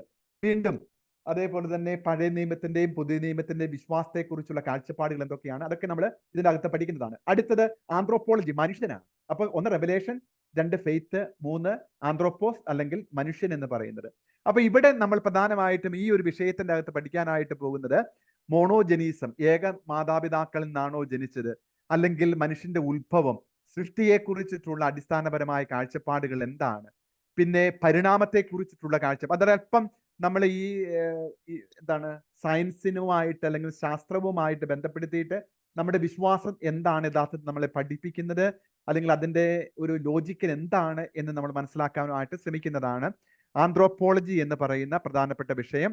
ഉദാഹരണത്തിന് സൃഷ്ടിയെക്കുറിച്ച്, പരിണാമത്തെക്കുറിച്ച്, അതേപോലെ തന്നെ ഏക മാതാപിതാക്കളെ കുറിച്ച്, സ്വാതന്ത്ര്യത്തെക്കുറിച്ച് തുടങ്ങിയ വിഷയങ്ങളൊക്കെയാണ് അതിനകത്ത് നമ്മൾ പഠിക്കുന്നത്. അപ്പൊ ഞാൻ സൂചിപ്പിച്ച വെളിപാട് എന്താണ്, യഥാർത്ഥത്തിൽ എപ്രകാരമാണ് ദൈവം വെളിപ്പെടുത്തിയത്, മറ്റു മതങ്ങളിൽ എങ്ങനെയാണ് ദൈവം വെളിപ്പെടുത്തിയത് തുടങ്ങിയവയൊക്കെ നമ്മളുടെ ഈ വെളിപാടിന്റെ വിഷയങ്ങളായിട്ട് വരും. ഇനി വിശ്വാസം, അടുത്തത് ഞാൻ പറഞ്ഞു അടിസ്ഥാനപരമായിട്ട് ഫണ്ടമെന്റൽ തിയോളജിയുടെ പ്രധാനപ്പെട്ട ഒരു കണ്ടന്റ് എന്ന് പറയുന്നത് വിശ്വാസമാണ്. വെളിപാടിന്റെ പ്രത്യുത്തരമാണ് യഥാർത്ഥത്തിൽ വിശ്വാസം. ഇനി കത്തോലിക്ക വിശ്വാസവും മറ്റുള്ള മതങ്ങളുടെ വിശ്വാസം അല്ലെങ്കിൽ ഇതര ക്രൈസ്തവ സഭാ വിഭാഗങ്ങളുടെ വ്യത്യാസം എന്തൊക്കെയാണ് എന്ന് നമ്മൾ ഇവിടെ മനസ്സിലാക്കുകയാണ്. ഞാൻ നേരത്തെ സൂചിപ്പിച്ചതുപോലെ തിയോളജിക്കൽ ആന്ത്രോപോളജിയിൽ ഉൽപ്പത്തി, പരിണാമം, മോണോജനിസം അങ്ങനെ തുടങ്ങിയ വിഷയങ്ങളൊക്കെയാണ്. ഇനി അടുത്തത് താത്വിക ദൈവശാസ്ത്രം അല്ലെങ്കിൽ ഡോഗ്മാറ്റിക് തിയറിറ്റിക്കൽ സിദ്ധാന്തപരമായിട്ടുള്ള ദൈവശാസ്ത്രത്തിന്റെ വിഷയങ്ങൾ. ഇത് വളരെ അടിസ്ഥാനപരമായിട്ട് ഡോഗ്മാറ്റിക് ആയിട്ടുള്ള വിഷയങ്ങളാണ്. ഒന്ന് ഹോളി ട്രിനിറ്റി. അപ്പോൾ നമ്മൾ ഇനി ഈ ഒരു വിഷയത്തെക്കുറിച്ച് നമ്മൾ വ്യത്യസ്തമായിട്ടുള്ള ഒരു പുസ്തകം തന്നെ, നമ്മൾ ദൈവശാസ്ത്ര പഠനത്തിന്റെ ഭാഗമായിട്ട് വ്യത്യസ്തമായിട്ടൊരു പുസ്തകം തന്നെ ഈ ഹോളി ട്രിനിറ്റിയെ കുറിച്ചിട്ടുണ്ട്. നിങ്ങൾ അതിൻ്റെ അകത്ത് കുറെ കാര്യങ്ങൾ കേൾക്കും. ഇപ്പൊ നമ്മൾ ഇതിൻ്റെ അകത്ത് ഞാനിപ്പോ എഴുതിയിരിക്കുന്ന ഒരു വാക്ക് മാത്രമേ ഉള്ളൂ. പെരിക്കൊറേസിസ് എന്ന് പറയുന്നത് എന്താണ്? പരിപൂർണ കൂട്ടായ്മ എന്ന് പറയുന്നത് എന്താണ്? 3 വ്യക്തികള് ഒരു സത്ത എന്ന് പറയുമ്പോൾ എന്താണ്? അതിന്റെ ഗ്രീക്ക് ആയിട്ടുള്ള ഹ്യൂപ്പോസ്റ്റാസിസും പേർസോണായും സുബ്സ്റ്റാൻസ് അല്ലെങ്കിൽ സബ്സ്റ്റൻസ് എന്നൊക്കെ പറയുന്നതിന്റെ അർത്ഥം എന്താണ്? അതേപോലെ തന്നെ വിശുദ്ധ പിതാക്കന്മാരെ തൃത്വത്തെക്കുറിച്ച് എന്താണ് പഠിപ്പിച്ചിരിക്കുന്നത്? അപ്പൊ ഇതൊരു വലിയ വിഷയം തന്നെയാണ്. നമ്മൾ ദൈവശാസ്ത്രത്തിന്റെ ഒരു പ്രധാനപ്പെട്ട വിഷയമായിട്ട് പിന്നീട് നമ്മൾ കാണാൻ പോകുന്നതാണ്, അല്ലെങ്കിൽ ഒരു വിഷയമായിട്ട് തന്നെ നമ്മൾ പുസ്തകമായിട്ട് തന്നെ പിന്നീട് കാണാൻ പോകുന്നതാണ്. അപ്പൊ അത് ചില വാക്കുകൾ കേൾക്കുമ്പോൾ നമ്മൾ പേടിക്കേണ്ട. ഹിപ്പോസ്റ്റാസിസ്, ഹൈപ്പോസ്റ്റാറ്റിക് യൂണിയൻ, യേശു എന്ന് പറയുന്ന ഒരു വ്യക്തിയും എന്താണ് 2 സ്വഭാവമാണ്, തൃത്വം എന്ന് പറയുന്നത് 3 വ്യക്തികളും ഒരു സത്തയുമാണ് എന്ന് പറയുന്നതിന്റെ അർത്ഥം എന്തൊക്കെയാണ് അത് നമ്മൾ പിന്നീട് കാണുന്നതായിരിക്കും. പിന്നെ സൃഷ്ടി, ക്രിയേഷനെ കുറിച്ച്, സൃഷ്ടിയുടെ അർത്ഥം എന്താ? ഞാനിപ്പോൾ നിങ്ങൾ ദൈവശാസ്ത്രം പഠിക്കുമ്പോൾ ഒന്ന് ചിന്തിക്കാൻ തുടങ്ങിക്കും. ഇപ്പൊ തന്നെ ചിന്തിച്ചോ? അല്ലെങ്കിൽ ദൈവശാസ്ത്ര പഠനത്തിന്റെ ഒരു അടിസ്ഥാനപരമായിട്ടുള്ള ഫിലോസഫിക്കൽ ചോദ്യമുണ്ട്. എന്താണ് ആ ചോദ്യം? നമ്മൾ ചോദിക്കുന്ന ചോദ്യം ഇതാണ്: Y there is something rather than nothing? Why there is something rather than nothing? Okay, അത് നമുക്ക് പതുക്കെ ദൈവശാസ്ത്ര പഠനത്തിന്റെ മുന്നോട്ടുള്ള വഴികളിൽ സൃഷ്ടിയെക്കുറിച്ച്, സൃഷ്ടിയുടെ ലക്ഷ്യത്തെക്കുറിച്ച് അതൊക്കെ നമ്മൾ പിന്നീട് പതുക്കെ കാണുന്നതായിരിക്കും. അപ്പൊ നമ്മൾ തത്വശാസ്ത്രവും ദൈവശാസ്ത്രവും തമ്മിലുള്ള ബന്ധത്തെക്കുറിച്ചൊക്കെ പറയുമ്പോൾ നമ്മൾ ഏറ്റവും അടിസ്ഥാനപരമായ ഒരു ചോദ്യം നിങ്ങളോട് ഞാൻ അങ്ങ് ചോദിച്ചു എന്ന് മാത്രമേ ഉള്ളൂ. ഓക്കെ, നമ്മൾ തൃത്വത്തെക്കുറിച്ച് പറഞ്ഞു, പിന്നെ സൃഷ്ടിയെക്കുറിച്ച് പറഞ്ഞു. ഇനി അടുത്തത് എക്ലേസിയോളജി. നമ്മുടെ ഒരുപക്ഷെ ഇങ്ങനെ നമുക്ക് കാണാനായിട്ട് പറ്റും: ecclesiology is the queen of all theology എന്ന് പറയും. എല്ലാ ദൈവശാസ്ത്രത്തിന്റെയും രാജ്ഞി എന്നതുപോലെയാണ് ഈ എക്ലേസിയോളജി. കാരണം സഭ എന്ന് പറയുന്നത് യഥാർത്ഥത്തിൽ എന്താണ്? ദൈവശാസ്ത്രം എന്ന് പറയുന്നത് തീർച്ചയായിട്ടും എക്ലേസിയലാണ് നമ്മൾ പറഞ്ഞു കഴിഞ്ഞു. യഥാർത്ഥത്തിൽ സഭ എന്ന് പറയുമ്പോൾ അതിന്റെ അർത്ഥം എന്താണ്? സഭാത്മകത എന്ന് പറയുമ്പോൾ അർത്ഥമാക്കുന്നത് എന്താണ്? ലിറ്റർജിക്കൽ തിയോളജിയുടെയും വിശുദ്ധ ഗ്രന്ഥത്തിന്റെയും അടിത്തറ എക്ലേസിയലാണെന്ന് പറയുമ്പോൾ എന്താണ് മനസ്സിലാക്കുന്നത്? തുടങ്ങിയവയൊക്കെ ഏറ്റവും ആഴത്തിൽ ഉള്ള ഒരു വലിയ വിഷയമാണ് എക്ലേസിയോളജി എന്ന് പറയുന്നത്. അടുത്തത് ക്രിസ്തുവിജ്ഞാനിയം. യഥാർത്ഥത്തിൽ നമ്മുടെ ദൈവശാസ്ത്ര പഠനത്തിന്റെ ഏറ്റവും പരമപ്രധാനമായിട്ടുള്ള ഒരു മേഖലയാണ് ക്രിസ്തുവിജ്ഞാനിയം. എല്ലാ ദൈവശാസ്ത്രജ്ഞന്മാരും നമുക്കറിയാം, ക്രിസ്തു എന്ന് പറയുമ്പോൾ തന്നെ there is a historical person, there is a historical Jesus, also there is a എന്താണ് ഫെയ്ത്തിലുള്ള ഒരു ജീസസും ഉണ്ട്. രണ്ടായിട്ട് നമ്മൾ തിരിക്കാറുണ്ട് പലപ്പോഴും. ഒരു ഹിസ്റ്റോറിക്കൽ ജീസസും ഉണ്ട്, ഒപ്പം തന്നെ വിശ്വാസത്തിന്റെ അടിത്തറയായിട്ടുള്ള ഒരു ക്രിസ്തുവും ഉണ്ട്. അപ്പൊ നമുക്കറിയാം ഇത് രണ്ടും പരസ്പരം ബന്ധപ്പെട്ട് തന്നെയായിട്ട് കിടക്കുന്ന ഒരു വിഷയം തന്നെയാണ്. അപ്പോൾ ഈ ക്രിസ്റ്റോളജിയെ ബേസ് ചെയ്തിട്ടാണ് അനേകം ദൈവശാസ്ത്ര ശാഖകൾ പോലും ഉണ്ടായത്. ഇപ്പൊ ഉദാഹരണം നിങ്ങൾ എല്ലാവരും കേട്ടിട്ടുണ്ടാകും ദൈവശാസ്ത്രത്തെ കുറിച്ച്: liberation theology, political theology, feminist theology എന്നൊക്കെ പറയുമ്പോൾ ഈ ഒരു ക്രിസ്റ്റോളജിയെ ബന്ധപ്പെടുത്തിക്കൊണ്ടാണ് ഇപ്രകാരമുള്ള ദൈവശാസ്ത്ര ശാഖകൾ എപ്പോഴും ഉണ്ടാകുന്നത് എന്ന് നിങ്ങളൊന്ന് വെറുതെ പൊതുവായിട്ടൊന്ന് മനസ്സിലാക്കുക. അപ്പോൾ ഹിസ്റ്റോറിക്കൽ ജീസസും ക്രൈസ്റ്റ് ഓഫ് ഫെയ്ത്ത്, അപ്പൊ ഇത് രണ്ടും തമ്മിലുള്ള ബന്ധം എന്തൊക്കെയാണ്? അല്ലെങ്കിൽ എന്താണ് ഉന്നതങ്ങളിലുള്ള ക്രിസ്റ്റോളജി, അതൊക്കെ നിങ്ങൾ പിന്നീട് അതിനെക്കുറിച്ച് ദീർഘമായിട്ട് പിന്നീട് നമ്മൾ പഠിക്കുന്നതായിരിക്കും. അടുത്ത ഒരു വലിയ മേഖല വിഷയം എന്ന് പറയുന്നത് ന്യൂമറ്റോളജി, പരിശുദ്ധ റൂഹാശാസ്ത്രം അല്ലെങ്കിൽ പരിശുദ്ധാത്മ വിജ്ഞാനീയം എന്നതാണ് നമ്മളതിനെ മലയാളത്തിൽ നമ്മൾ സൂചിപ്പിക്കുമ്പോൾ. പരിശുദ്ധ റൂഹായെ എങ്ങനെയാണ് നമ്മൾ മനസ്സിലാക്കുന്നത്? റൂഹായിലൂടെ എങ്ങനെയാണ് ദൈവത്തിന്റെ രക്ഷാകര കർമ്മം ഇന്നും തുടരുന്നത്?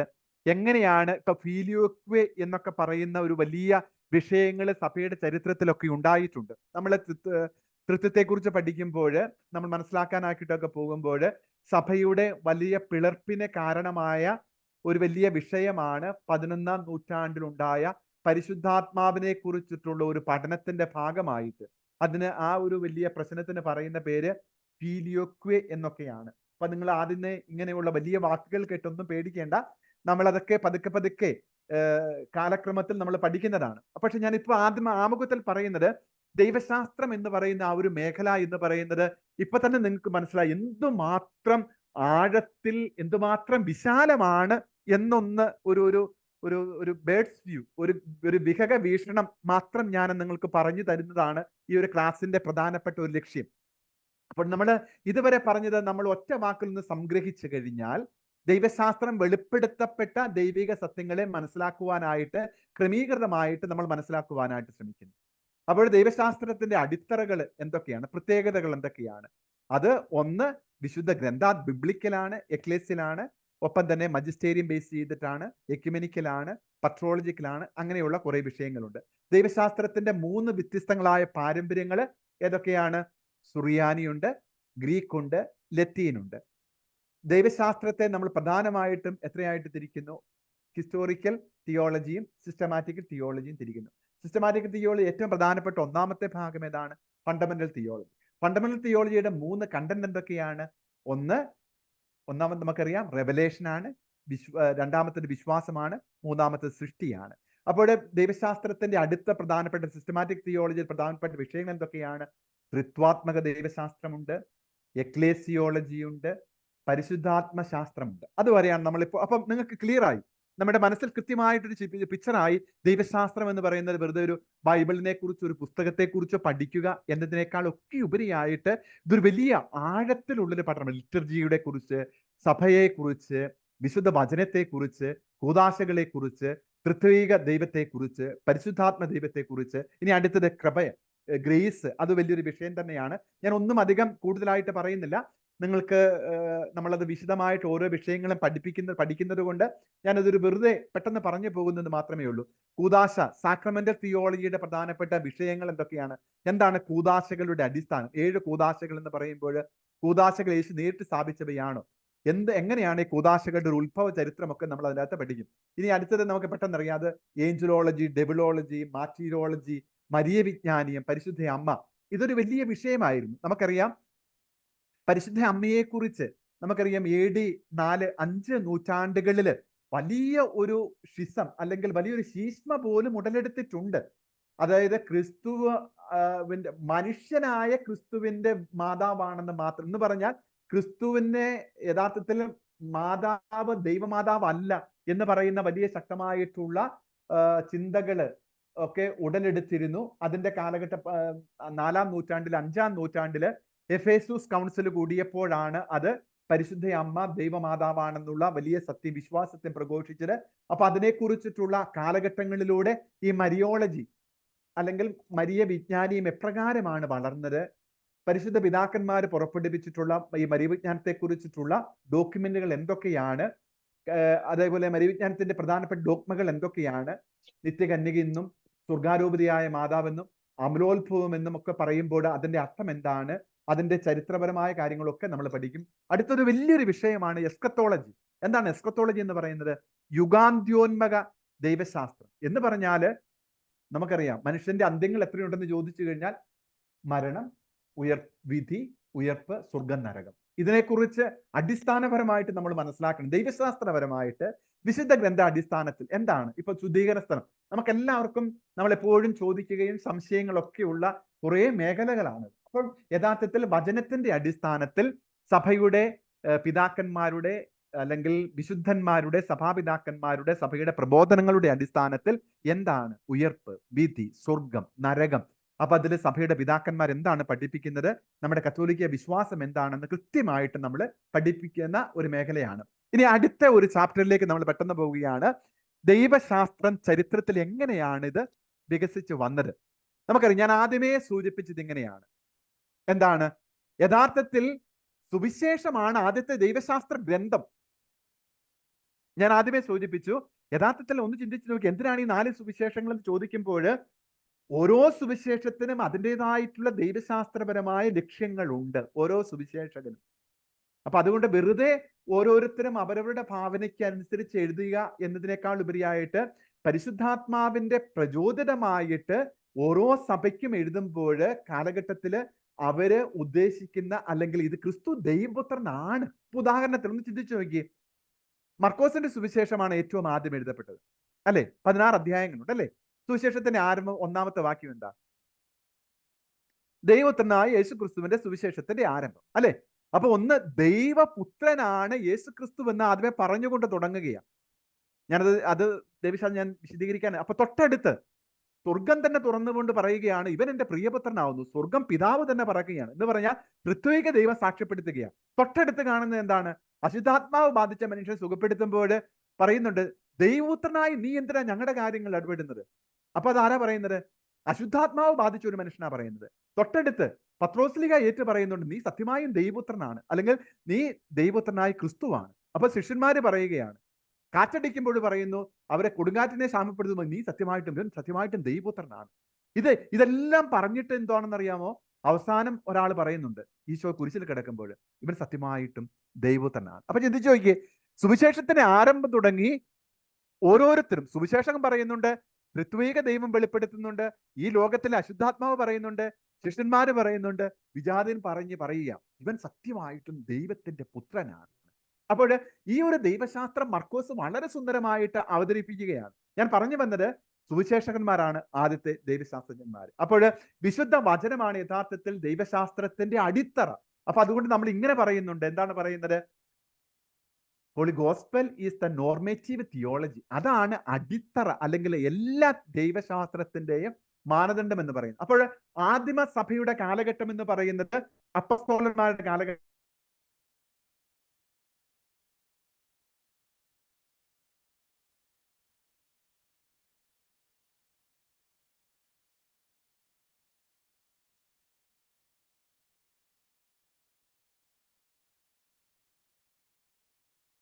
കാര്യം ഇതാണ്, അവന് അന്ത്യത്താഴ്വേളയിൽ അപ്പമെടുത്ത് മുറിച്ച്.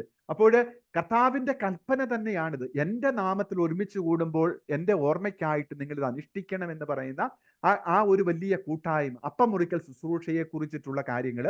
അപ്പോൾ അത് ആദിമ അപ്പസ്തോലിക പിതാക്കന്മാരുടെ കാലഘട്ടങ്ങളിൽ ഉണ്ടായ ആ ഒരു ദൈവശാസ്ത്രം, അല്ലെങ്കിൽ ഒരു വളർച്ചയുണ്ട്. ഇനി സുവിശേഷത്തിന്റെ രചനയിൽ പറയുന്ന കാര്യങ്ങളുണ്ട്, നമുക്കറിയാം. അത് ഒന്ന് പെട്ടെന്ന് വായിച്ചാൽ മതി. മിശിഹായുടെ വാക്കുകളുണ്ട്, ആദ്യകാല ശിഷ്യന്മാരുടെ അനുഭവങ്ങളുണ്ട്, ഒപ്പം തന്നെ സുവിശേഷകന്മാരുടെ അനുഭവത്തോടൊപ്പം തന്നെ ആദിമ ക്രൈസ്തവ സമൂഹത്തിന്റെ തന്നെ അനുഭവങ്ങൾ പോലും ആദിമ ഈ ദൈവവചനത്തിൽ ഉൾച്ചേർന്നിട്ടുണ്ട്. എന്ന് പറഞ്ഞാൽ പരിശുദ്ധാത്മാവിനെ പ്രചോദിതനായിട്ട് ഇവരുടെ അനുഭവങ്ങൾ മാത്രമല്ല, അവര് കർത്താവിന്റെ വചനങ്ങൾ കേട്ട അനുഭവങ്ങൾ കൂടെ ഈ സുവിശേഷങ്ങളിലും അല്ലെങ്കിൽ ദൈവവചനത്തിന്റെ രൂപീകരണത്തിലും ഉൾച്ചേർന്നിട്ടുണ്ട്.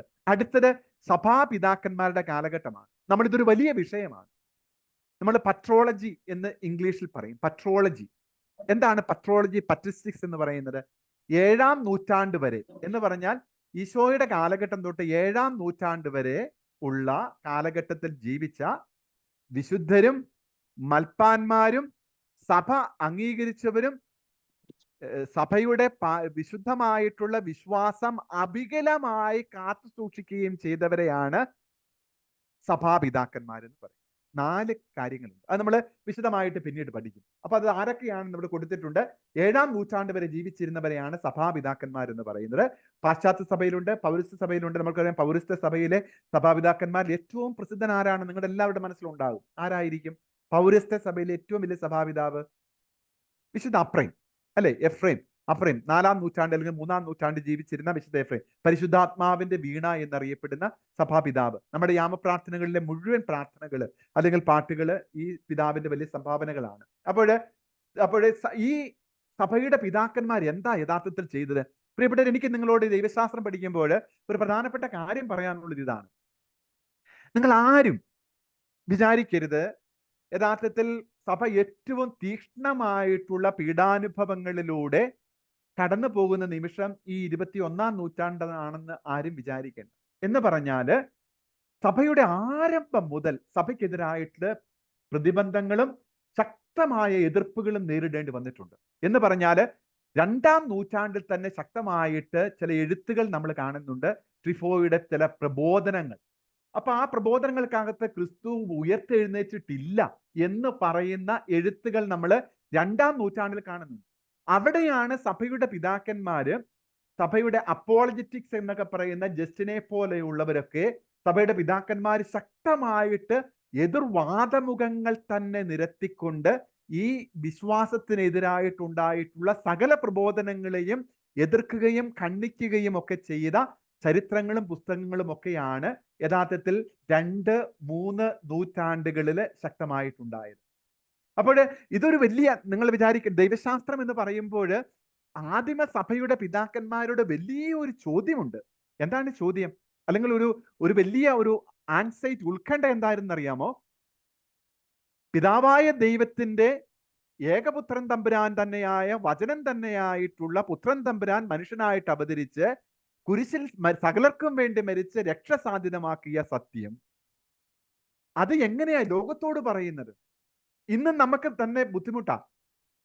ദൈവം ഏകനാണെന്ന് പറയുമ്പോൾ പോലും 3 വ്യക്തികൾ എന്ന് പറയുമ്പോൾ അതെങ്ങനെയാണ് അവതരിപ്പിക്കുന്നത്?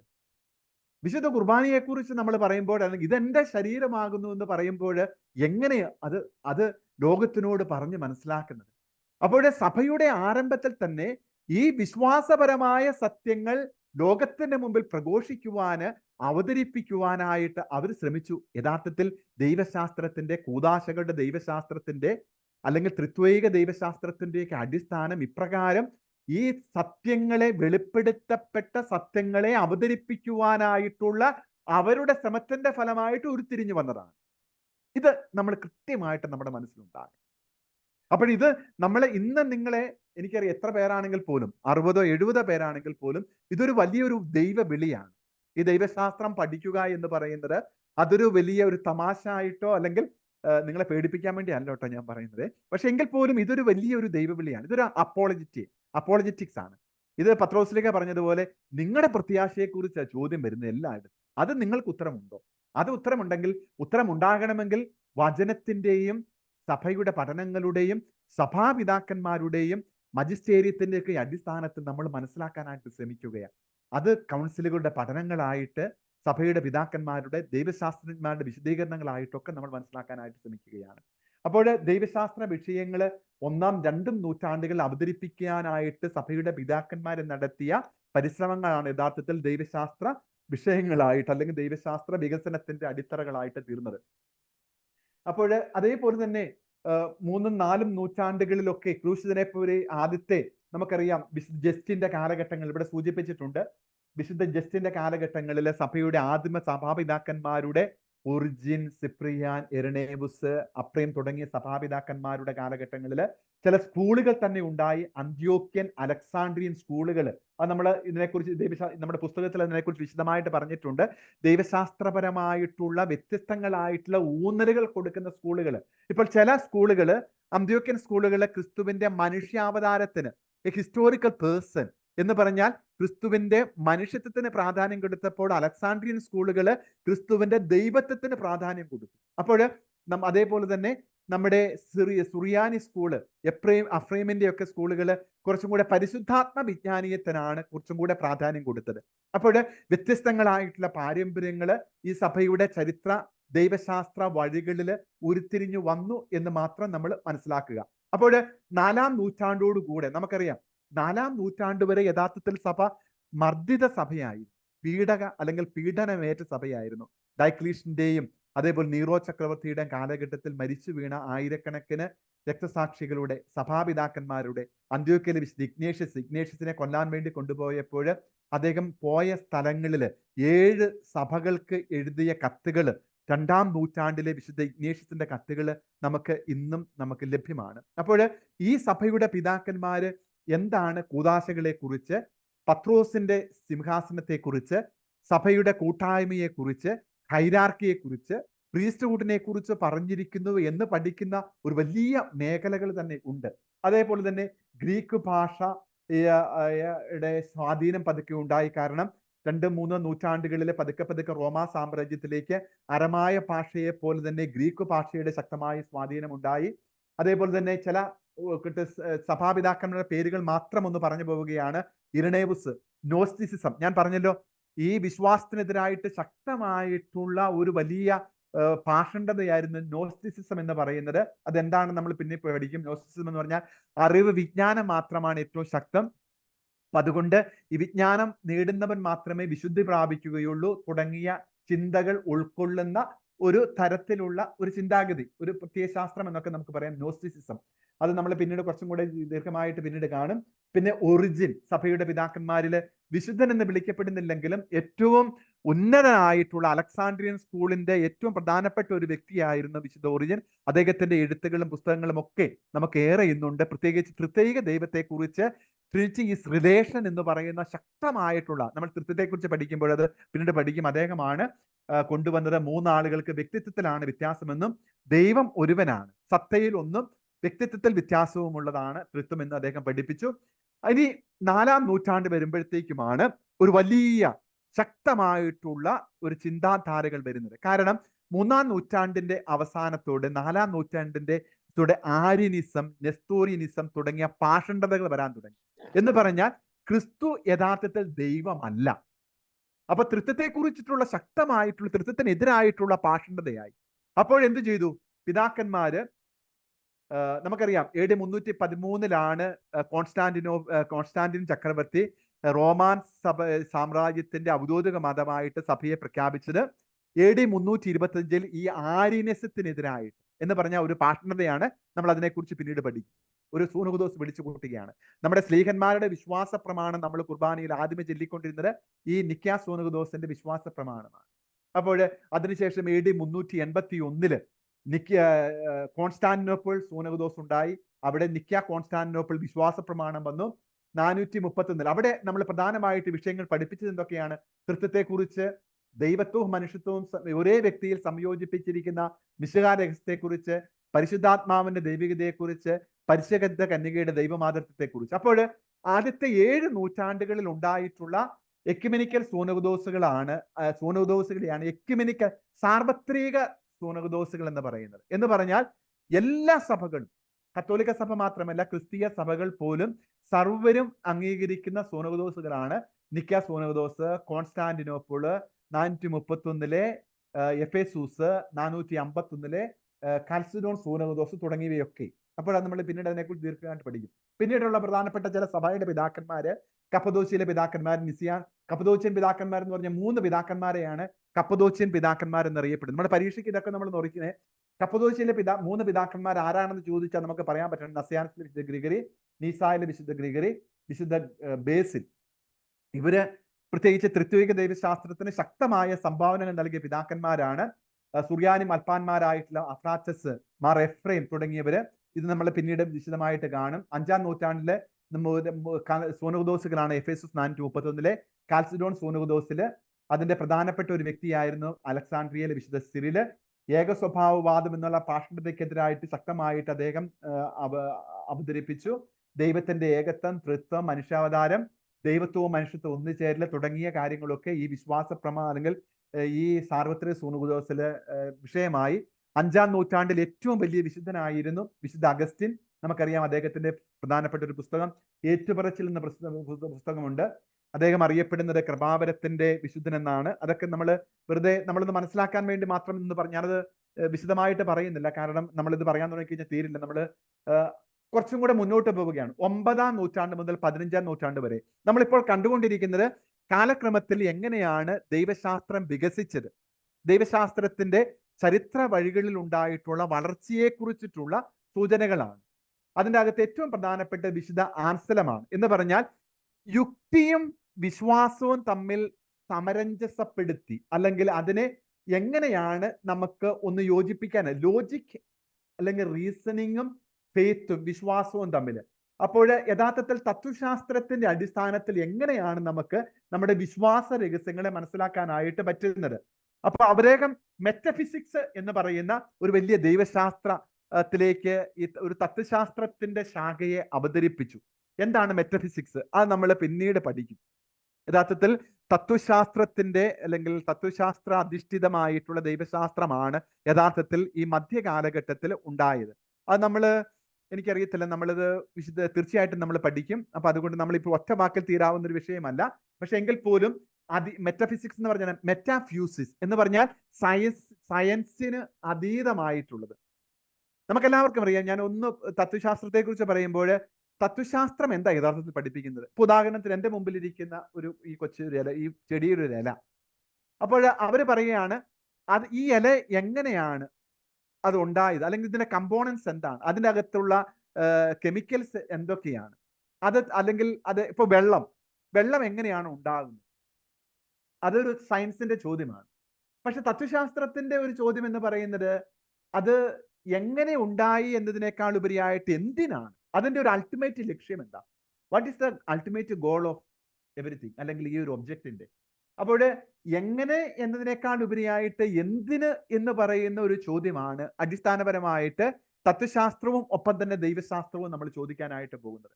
ഇപ്പൊ മനുഷ്യന്റെ ഉത്ഭവത്തെക്കുറിച്ച്, സൃഷ്ടിയെക്കുറിച്ച് പറയുമ്പോൾ അതിന്റെ ഉത്ഭവം അല്ലെങ്കിൽ എത്രയോ നൂറ്റാണ്ടുകൾക്ക് മുമ്പ്, മില്യൻസ് മുമ്പ് ഉണ്ടായി, ബിഗ് ബാങ് തിയറി ഉണ്ടായി എന്നൊക്കെ നമ്മൾ പറഞ്ഞു പോകുമ്പോൾ പോലും അതെങ്ങനെ എന്നുള്ള ചോദ്യത്തിന്റെ ഉത്തരം മാത്രമേ ഉള്ളൂ. പക്ഷെ എന്തിനു വേണ്ടിയിട്ടാണ് സൃഷ്ടിക്കപ്പെട്ടത്, അല്ലെങ്കിൽ ഇതിന് എല്ലാത്തിനും ഒരു ആദ്യ കാരണം വേണ്ടേ? അല്ലെങ്കിൽ നമ്മൾ കുറച്ചും കൂടെ മുന്നോട്ട് പോകുമ്പോഴത്തേക്കും തത്വശാസ്ത്രത്തെ കുറിച്ച് പറയുമ്പോഴത്തേക്ക് നമ്മൾ അക്യുനാസിന്റെ കാര്യങ്ങളൊക്കെ നമ്മൾ പറയും. ഓക്കെ, ഞാൻ അതിനെക്കുറിച്ച് പറഞ്ഞു പോയി, നമ്മൾ അതിനെക്കുറിച്ച് തന്നെ പോകും. പിന്നെ ഒരു പ്രധാനപ്പെട്ട ഒരു മേഖല എന്ന് പറയുന്നത്, പ്രധാനമായിട്ട് മനസ്സിലാക്കാൻ ശ്രമിക്കേണ്ടത് അരിസ്റ്റോട്ടേലിയൻ ഫിലോസഫി, ഡയലക്റ്റിക്സ് എങ്ങനെയാണ് ഒരു 13 നൂറ്റാണ്ടിൽ സ്കോളാസ്റ്റിക് തിയോളജി എന്ന് പറയുന്നത് പതുക്കെ കടന്നു വന്നത്. പ്രത്യേകിച്ച് യൂറോപ്പിലേക്ക് അരിസ്റ്റോട്ടേലിയൻ ഫിലോസഫി പതുക്കെ കടന്നു വന്ന് യഥാർത്ഥത്തിൽ ദൈവശാസ്ത്രപരമായ സത്യങ്ങളെ, ദൈവിക സത്യങ്ങളെ അരിസ്റ്റോട്ടേലിയൻ കൺസെപ്റ്റ് തിയോളജി വെച്ചിട്ട് അല്ലെങ്കിൽ ഫിലോസഫി വെച്ച് നമ്മൾ വിശദീകരിക്കാനായിട്ട് തുടങ്ങി. അങ്ങനെയാണ് നമ്മൾ ഹിപ്പോസ്റ്റാസിസ്, അല്ലെ ഹിപ്പോസ്റ്റാറ്റിക് യൂണിയൻ, പേഴ്സോണ, സബ്സ്റ്റൻസ്, ട്രാൻസബ്സ്റ്റാൻസിയേഷൻ, അങ്ങനെയുള്ള പെരിക്കൊറേസിസ് തുടങ്ങിയ വാക്കുകളൊക്കെ അല്ലെങ്കിൽ കൺസെപ്റ്റുകളൊക്കെ വിശ്വാസ സത്യങ്ങളെ വിശദീകരിക്കാനായിട്ട് നമ്മൾ ദൈവശാസ്ത്രത്തിലേക്ക് ഉൾച്ചേർത്തത്. ഓക്കെ, അപ്പോൾ സ്കോളാസ്റ്റിക് തിയോളജി അതൊരു പ്രധാനപ്പെട്ട 13ാം ശതാബ്ദത്തില് ദൈവശാസ്ത്രത്തിലേക്ക് ഈ സ്കോളാസ്റ്റിക് ഫിലോസഫിയെ സന്നിവേശിപ്പിച്ചത് നമുക്ക് പറയാം വിശുദ്ധ ആൽബർട്ടാണ്. അപ്പോൾ ആൽബർട്ട് ഒപ്പം തന്നെ ആൽബർട്ടിന്റെ ശിഷ്യനായിട്ടുള്ള തോമസ് അക്വീനാസ് ആണ്. തോമസ് അക്വീനാസ് നമുക്കറിയാം സുമാ തിയോളജിക്കാണ്. ക്രൈസ്തവ ലോകത്തെ അരിസ്റ്റോട്ടിൽ എന്നറിയപ്പെടുന്ന വ്യക്തിയാണ്. അത്രമാത്രം ഒരു പണ്ഡിതനും നമ്മൾ ദൈവശാസ്ത്രം പഠിക്കുമ്പോൾ അദ്ദേഹത്തിന്റെ പുസ്തകത്തെ കുറിച്ച് നമ്മൾ അറിയാം. എന്താണ് സുമാ തിയോളജിക്ക എന്ന് പറയുന്ന നമ്മുടെ വിശ്വാസ സത്യങ്ങളെ ബൗദ്ധികമായി തത്വശാസ്ത്രത്തിന്റെ അടിസ്ഥാനത്തിൽ വിശദീകരിക്കും. ദൈവശാസ്ത്രത്തെ വചനാധിഷ്ഠിതമായും തത്വശാസ്ത്രാധിഷ്ഠിതമായും ലോജിക്ക് ഉപയോഗിച്ചിട്ടും അദ്ദേഹം വിശദീകരിക്കാനായിട്ട് ശ്രമിച്ചതാണ് വലിയ ഈ പുസ്തകം സുമാ തിയോളജിക്ക എന്ന് പറയുന്നത്. അപ്പോൾ ദൈവശാസ്ത്രത്തിന്റെ ഒരു വലിയ വളർച്ചയിൽ പങ്കുവഹിച്ച ഒരു കാലഘട്ടം എന്ന് പറയുന്നത് ഈ സ്കോളാസ്റ്റിക് തിയോളജിയാണ്. ഓക്കെ, അതിന്റെ അകത്തുള്ള 13, 14, 15 നൂറ്റാണ്ടുകളിൽ ഉണ്ടായിട്ടുള്ള ചില വിശുദ്ധന്മാരാണ് വില്യം ഓഫ് ഓക്കാം. നോമിനലിസത്തിന്റെ സിദ്ധാന്തം അനുസരിച്ച് ബുദ്ധിയെ ഉണ്മ കൊണ്ട് അറിയുക സാധ്യമല്ല, ബുദ്ധിയുടെ ബന്ധനത്തിൽ നിന്നും വിശ്വാസ സത്യങ്ങളെ മോചിക്കാനായിട്ട് അദ്ദേഹം ശ്രമിച്ചു. അപ്പൊ അദ്ദേഹം എന്താണ് സത്യത്തെക്കുറിച്ച്, സ്വത്വത്തെക്കുറിച്ച്, ഉണ്മയെക്കുറിച്ച് ബുദ്ധി കൊണ്ട് മനസ്സിലാക്കാൻ മനുഷ്യനെ പറ്റുകയില്ല. കാരണം ഈ സ്കോളാസ്റ്റിക്സിന്റെ വലിയൊരു പ്രത്യേകത നമ്മൾ ബൗദ്ധികമായിട്ട് മനസ്സിലാക്കാനുള്ള ശ്രമമായിരുന്നു. അപ്പൊ അദ്ദേഹം പറയുന്നത് അങ്ങനെ മാത്രം പോരാ. അപ്പൊ മതവും ബൗദ്ധിക വിജ്ഞാനവും തമ്മിലൊരു വേർതിരിവിന് അത് പതുക്കെ ഇടയായി. അപ്പൊ അതേ തുടർന്ന് വലിയൊരു പ്രശ്നമുണ്ടായി. വിശ്വാസം മാത്രം മതി എന്ന് പറയുന്ന ഒരു ചിന്താഗതിയൊക്കെ പതുക്കെ ഉടലെടുത്തു. അതാണ് നമുക്കറിയാം 16ാം നൂറ്റാണ്ടില് വലിയൊരു ശക്തമായിട്ട് മാർട്ടിൻ ലൂതറിന്റെ റിഫോർമേഷൻ, പ്രൊട്ടസ്റ്റന്റ് സഭയുടെ ആരംഭത്തിന്റെ കാരണം. അതിന് ചരിത്രപരമായ കുറെ കാരണങ്ങളുണ്ട്. പക്ഷേ വിശുദ്ധ വചനം മാത്രം മതി, വേറെ ഒന്നും വേണ്ട എന്ന് പറഞ്ഞാൽ വിശ്വാസം മാത്രം മതി, സോളാ സ്ക്രിപ്ചുറ എന്ന് പറഞ്ഞാൽ വചനം മാത്രം മതി എന്ന് പറഞ്ഞുകൊണ്ടുള്ള പ്രൊട്ടസ്റ്റന്റ് ദൈവശാസ്ത്രം പതുക്കെ കടന്നു വരാനായിട്ട് തുടങ്ങി. നമ്മൾ അതിനെക്കുറിച്ച് കുറച്ചും കൂടെ ഡീറ്റെയിൽഡ് ആയിട്ട് നമ്മൾ പിന്നീട് സഭയുടെ ചരിത്രത്തെ കുറിച്ച് പഠിക്കുന്നതാണ്. കാൽവിന്റെ ചില ചിന്ത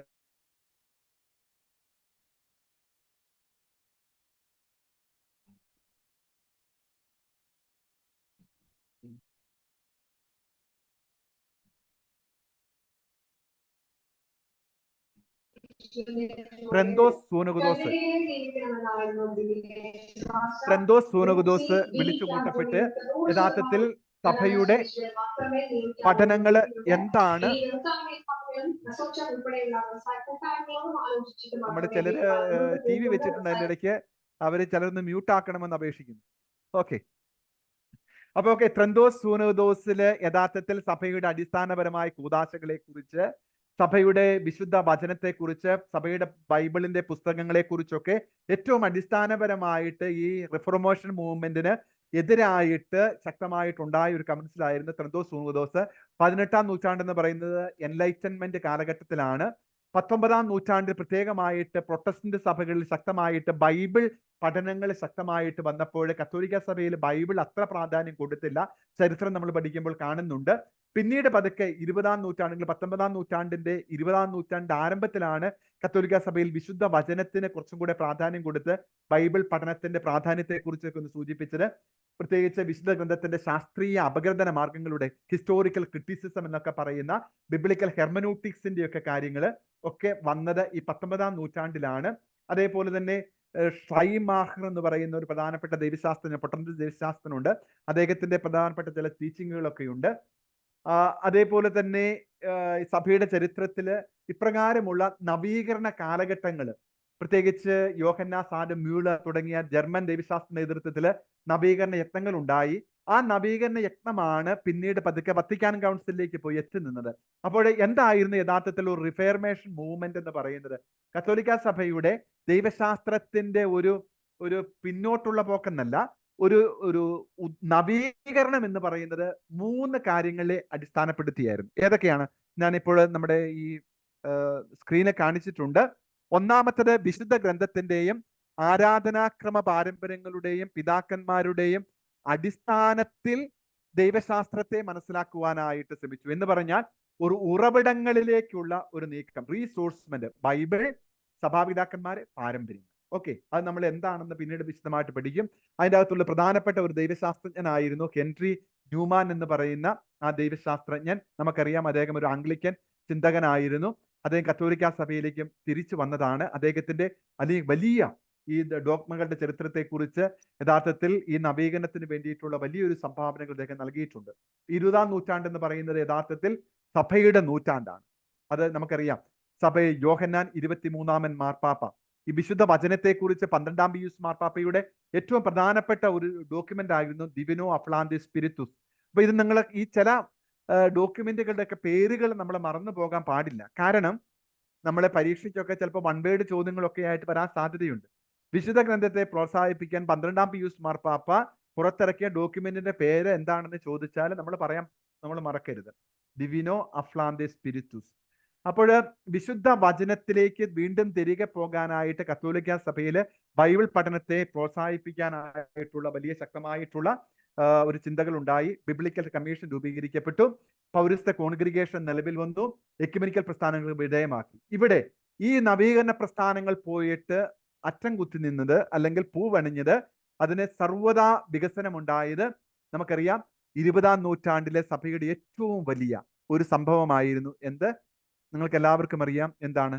2-ാം വത്തിക്കാൻ കൗൺസിൽ. 1962 വരെ 62 മുതൽ 65 വരെ ഉണ്ടായ വത്തിക്കാൻ കൗൺസിലാണ് സഭയെ അധുനാധൂകരിക്കുക, അല്ലെങ്കിൽ റിസോഴ്സ്മെന്റ്, അല്ലെങ്കിൽ മോഡേണൈസ് ചെയ്യാൻ വേണ്ടിയിട്ട് സഭയുടെ പ്രമാണരേഖകള്, സഭയുടെ ഇന്നത്തെ അവസ്ഥ, church in the modern world, സഭ എന്ന് പറയുന്നത് എന്താണ്, ദൈവജനം എന്ന് പറയുന്നത് എന്താണ്, പൗരസ്ത്യ സഭകളുടെ പ്രസക്തി എന്താണ്, മറ്റു സഭകൾ എന്താണ്, മറ്റു മതങ്ങളുടെ രക്ഷാകരമായിട്ടുള്ള അവരുടെ അവസ്ഥകൾ എന്തൊക്കെയാണ്, കൂദാശകളുടെ അടിസ്ഥാനപരമായ പഠനങ്ങൾ എന്തൊക്കെയാണ്, മറ്റു മതങ്ങളെക്കുറിച്ചുള്ള ഡിഗ്രികൾ, ഇങ്ങനെ വളരെ വ്യക്തമായിട്ടുള്ള പഠനങ്ങൾ വന്നത് പ്രത്യേകിച്ച് എവിടെയാണ്? നമ്മളുടെ ഈ 2-ാം വത്തിക്കാൻ കൗൺസിലാണ്. അപ്പോൾ പിന്നീട് നമ്മൾ പെട്ടെന്നൊന്ന് കാണാനായിട്ട് ശ്രമിക്കുന്നത് ബൈബിളിനെ കുറിച്ചിട്ടാണ്. ഇത് നമ്മൾ ഈ ഒരു ഇൻട്രഡക്ഷൻ തിയോളജിയിൽ ബേസിക് ആയിട്ടുള്ള ഒരു നോളജ് മാത്രം നിങ്ങൾക്ക് മതി. എന്ന് പറഞ്ഞാൽ നമ്മൾ ഈ ഓരോ വിശുദ്ധ ഗ്രന്ഥവും വ്യത്യസ്തമായിട്ട് ഓരോ പുസ്തകവുമായിട്ട് നമ്മൾ പഠിക്കുന്നുണ്ട്. അല്ലെങ്കിൽ പഴയ നിയമം മുഴുവനായിട്ടെങ്കിലും നമ്മൾ പഠിക്കുന്നുണ്ട്. ഉൽപ്പത്തി പുസ്തകം, പഞ്ചഗ്രന്ഥി നമ്മൾ പ്രത്യേകമായിട്ട് പഠിക്കുന്നുണ്ട്. പ്രവാചകന്മാരുടെ പുസ്തകം പഠിക്കുന്നുണ്ട്. അപ്പോൾ അടിസ്ഥാനപരമായിട്ട് ബൈബിള്, ദൈവാവിഷ്കരണം, പുതിയ നിയമം, പഴയ നിയമം, കാനോനിക് ഗ്രന്ഥങ്ങൾ എന്ന് പറയുന്നത് എന്താണ് കാനോനിക് ഗ്രന്ഥങ്ങൾ? പ്രത്യേകിച്ച് നമുക്ക് എല്ലാവർക്കും അറിയാം എന്താണ്.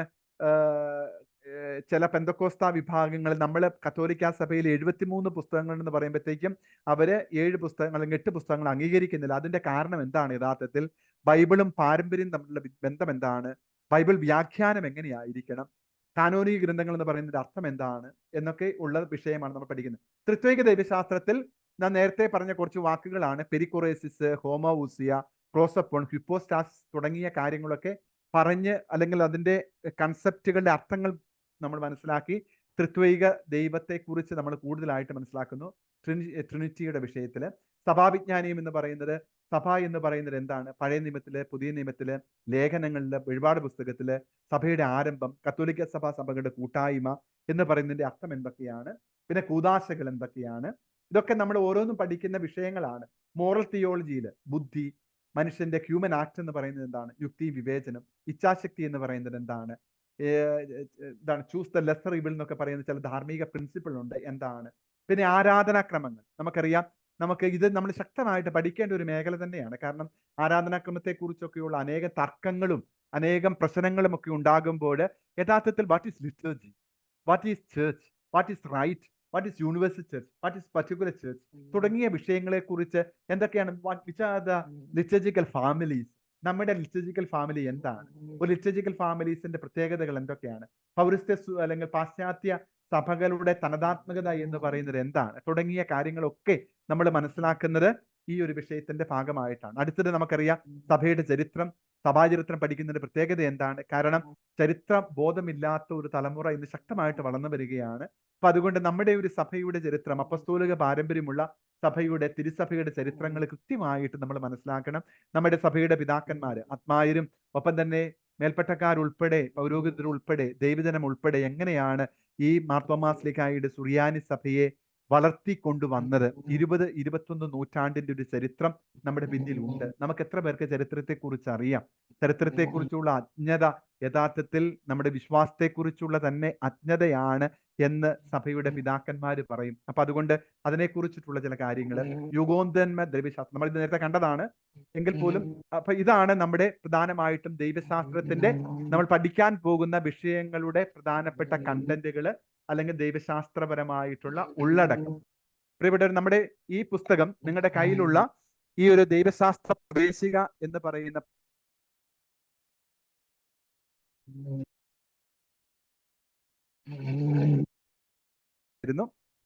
നമുക്ക് ചോദ്യങ്ങൾ ചോദിക്കാൻ, നമുക്ക് അവസാനം ചോദിക്കാം. നിങ്ങൾ ഒന്നിപ്പോ തന്നെ മ്യൂട്ട് ആയിക്കൊള്ളുക. അപ്പോൾ നമ്മൾ ഇതുവരെ പറഞ്ഞു വന്നത് ഒറ്റ വാക്കിൽ പറഞ്ഞു കഴിഞ്ഞാൽ, ഞാൻ നേരത്തെ പറഞ്ഞതുപോലെ തന്നെ ദൈവശാസ്ത്രത്തിന്റെ ഒരു ഡെഫിനേഷൻ എന്താണെന്ന് നമ്മൾ കണ്ടു. ദൈവശാസ്ത്രത്തിന്റെ പ്രത്യേകതകൾ, അടിസ്ഥാനങ്ങൾ, ദൈവശാസ്ത്രം എന്തിലാണ് അധിഷ്ഠിതമായിരിക്കുന്നത് എന്ന് നമ്മൾ വ്യക്തമായിട്ട് കണ്ടു. എന്ന് പറഞ്ഞാൽ ബിബ്ലിക്കൽ, എക്ലേസിയൽ, ലിറ്റർജിക്കൽ, എക്യുമെനിക്കൽ തുടങ്ങിയ കാര്യങ്ങളൊക്കെ നമ്മൾ കണ്ടു കഴിഞ്ഞു. ദൈവശാസ്ത്രത്തെ എങ്ങനെയാണ് നമ്മൾ വിഭജിക്കുന്നത് അല്ലെങ്കിൽ തിരിക്കുന്നത്? ഹിസ്റ്റോറിക്കൽ തിയോളജിയും സിസ്റ്റമാറ്റിക് തിയോളജി എന്ന് കണ്ടു. സിസ്റ്റമാറ്റിക് തിയോളജിയുടെ പ്രധാനപ്പെട്ട വിഷയങ്ങൾ ഫണ്ടമെന്റൽ തിയോളജിയാണ്. ഫണ്ടമെന്റൽ തിയോളജിയുടെ 3 പ്രധാനപ്പെട്ട വിഷയങ്ങൾ എന്ന് പറയുന്നത് വെളിപാട്, മനുഷ്യൻ, വിശ്വാസം എന്നതാണ്. ബാക്കി സിസ്റ്റമാറ്റിക് തിയോളജിയിലെ പ്രധാനപ്പെട്ട വിഷയങ്ങൾ എന്ന് പറയുന്നത് christology, trinity, ecclesiology, liturgy, moral theology, അതങ്ങനെയുള്ള വിഷയങ്ങളൊക്കെയാണ്. പിന്നീട് അടുത്ത അധ്യായങ്ങളിൽ നമ്മൾ കണ്ടത് ഈ ദൈവശാസ്ത്രത്തിന്റെ വളർച്ച എങ്ങനെയാണ്. നമ്മളറിയാം, ആദ്യത്തെ ദൈവശാസ്ത്രജ്ഞന്മാർ എന്ന് പറയുന്നത് തന്നെ സുവിശേഷകന്മാരാണ്. യഥാർത്ഥത്തിൽ സുവിശേഷത്തിന്റെ കാലഘട്ടം, സഭയുടെ പിതാക്കന്മാരുടെ കാലഘട്ടം, സഭാപിതാക്കന്മാരുടെ ഒപ്പം തന്നെ അപ്പോളജിസ്റ്റുകളുടെ കാലഘട്ടം, അതിനുശേഷം സൂനകദോസുകളിലൂടെ എങ്ങനെയാണ് സത്യവിശ്വാസം വളർന്നു വന്നത് എന്നതിനെ കുറിച്ചിട്ടുള്ള വിശദമായ നമ്മളിത് കണ്ടു. 7 അല്ലെങ്കിൽ സാർവത്രിക സൂനകദോസുകൾ എന്ന് പറയുന്നത് എന്താണ്, സഭാപിതാക്കന്മാര് ആരാണ്, അപ്പോളജറ്റിക്സ് എന്ന് പറയുന്നതിന്റെ അർത്ഥം എന്താണ്.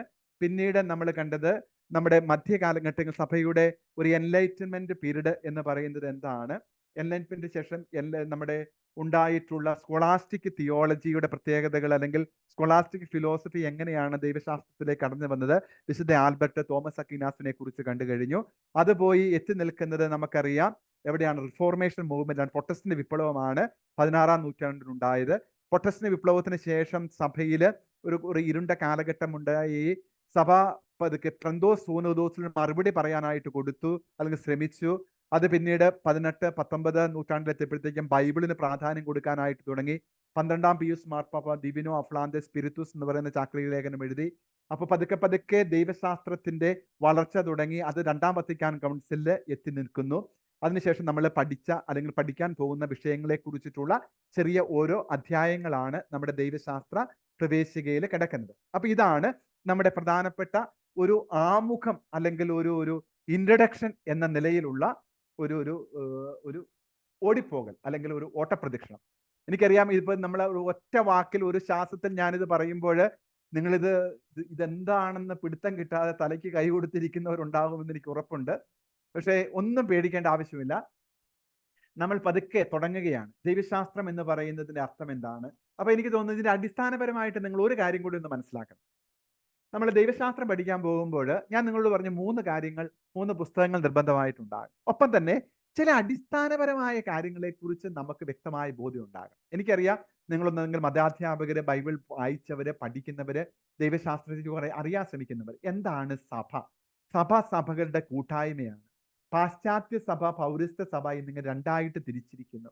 പാശ്ചാത്യ സഭയില് അല്ലെങ്കിൽ റോമൻ അല്ലെങ്കിൽ ലാറ്റിൻ സഭ മാത്രമേ ഉള്ളൂ. ബാക്കി 22 അല്ലെങ്കിൽ 23 വ്യക്തിഗത സഭകൾ പൗരസ്ത്യ സഭകളിലാണ്. എന്ന് പറഞ്ഞാൽ 23 പൗരസ്ത്യ സഭകളും ഒരു ലത്തീൻ സഭയും ഉൾച്ചേരുന്നതാണ് കാത്തലിക് കമ്മ്യൂണിയൻ എന്ന് പറയുന്നത്. അപ്പോൾ എൻ്റെ അടുത്തൊരു ചോദ്യം എന്ന് പറയുന്നത്, യഥാർത്ഥത്തിൽ ഈ 24 സഭകളിൽ അത് പർട്ടിക്കുലർ ചർച്ച് അല്ലെങ്കിൽ വ്യക്തിഗത സഭകൾ, വ്യത്യസ്ത റീത്തുകൾ ആണെങ്കിൽ ഈ 24 സഭകളെയും തമ്മിൽ ഒന്നിപ്പിക്കുന്നത് എന്താണ്? എൻ്റെ മുമ്പിലിരിക്കുന്ന തന്നെ കേൾക്കുന്ന മതാധ്യാപകരോ വിശ്വാസ പ്രഘോഷകരായിട്ടുള്ള പറയാൻ പറ്റുമോ? അല്ലെങ്കിൽ നിങ്ങൾക്ക് ചിന്തിക്കാൻ പറ്റുമോ? പറയണ്ട, നിങ്ങൾ എല്ലാവരും മ്യൂട്ടായി തന്നെ ഇരുന്നാൽ മതി, കാരണം അത് പിന്നെ ബഹളമാകും. അവിടെ 24 വ്യക്തിഗത സഭകൾ കൂടുന്ന കൂട്ടായ്മയാണ് കത്തോലിക്ക സഭ. എന്ന് പറഞ്ഞാൽ കത്തോലിക്ക സഭ, യൂണിവേഴ്സൽ ചർച്ച് എന്ന് പറയുന്നത് ഒരു കൺസെപ്റ്റാണ്.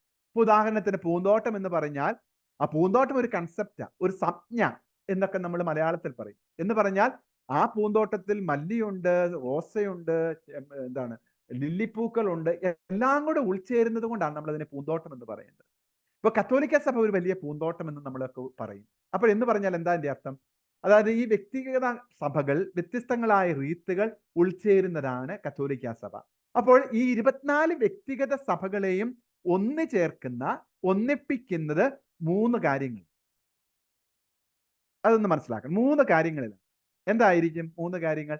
ഇത് ഉറക്കത്തിൽ ചാടി ചോദിച്ചാൽ പോലും പറയാൻ പഠിക്കും. എന്ന് പറഞ്ഞാൽ ദൈവശാസ്ത്രം പഠിക്കുന്നവർക്ക് ഇത്രയും അടിസ്ഥാനപരമായ ചില കാര്യങ്ങൾ, ബോധ്യങ്ങൾ ഉണ്ടായിരിക്കണം, അറിവുകൾ ഉണ്ടായിരിക്കണം. നമുക്ക് അതിൻ്റെ അകത്ത് യാതൊരു സംശയം ഉണ്ടാകാൻ പാടില്ല. അപ്പോൾ ഈ കത്തോലിക്ക സഭയുടെ കൂട്ടായ്മയിൽ നമ്മളെ എല്ലാവരും ഒന്നിപ്പിക്കുന്ന 3 കാര്യങ്ങൾ. ഒന്ന്, വിശ്വാസം. നമ്മുടെ വിശ്വാസം ഒന്നാണ്. അപ്പൊ എന്താണ് ഈ വിശ്വാസത്തിന്റെ കണ്ടന്റ്? അതാണ് അടുത്തൊരു ചോദ്യം. ഒന്നുമില്ല, നമ്മൾ ഇത്രയും പറയുക, വിശുദ്ധ വചനത്തിൽ ബൈബിളിൽ 73 പുസ്തകങ്ങളും 7 കൂദാശകളും, അത് നമ്മുടെ വിശ്വാസമാണ്. ഒന്ന്, ഇത് 24 സഭകൾക്കും തുല്യമാണ്. അല്ലെങ്കിൽ ഒരു സഭയ്ക്ക് 6 കൂദാശയൊന്നുമില്ല.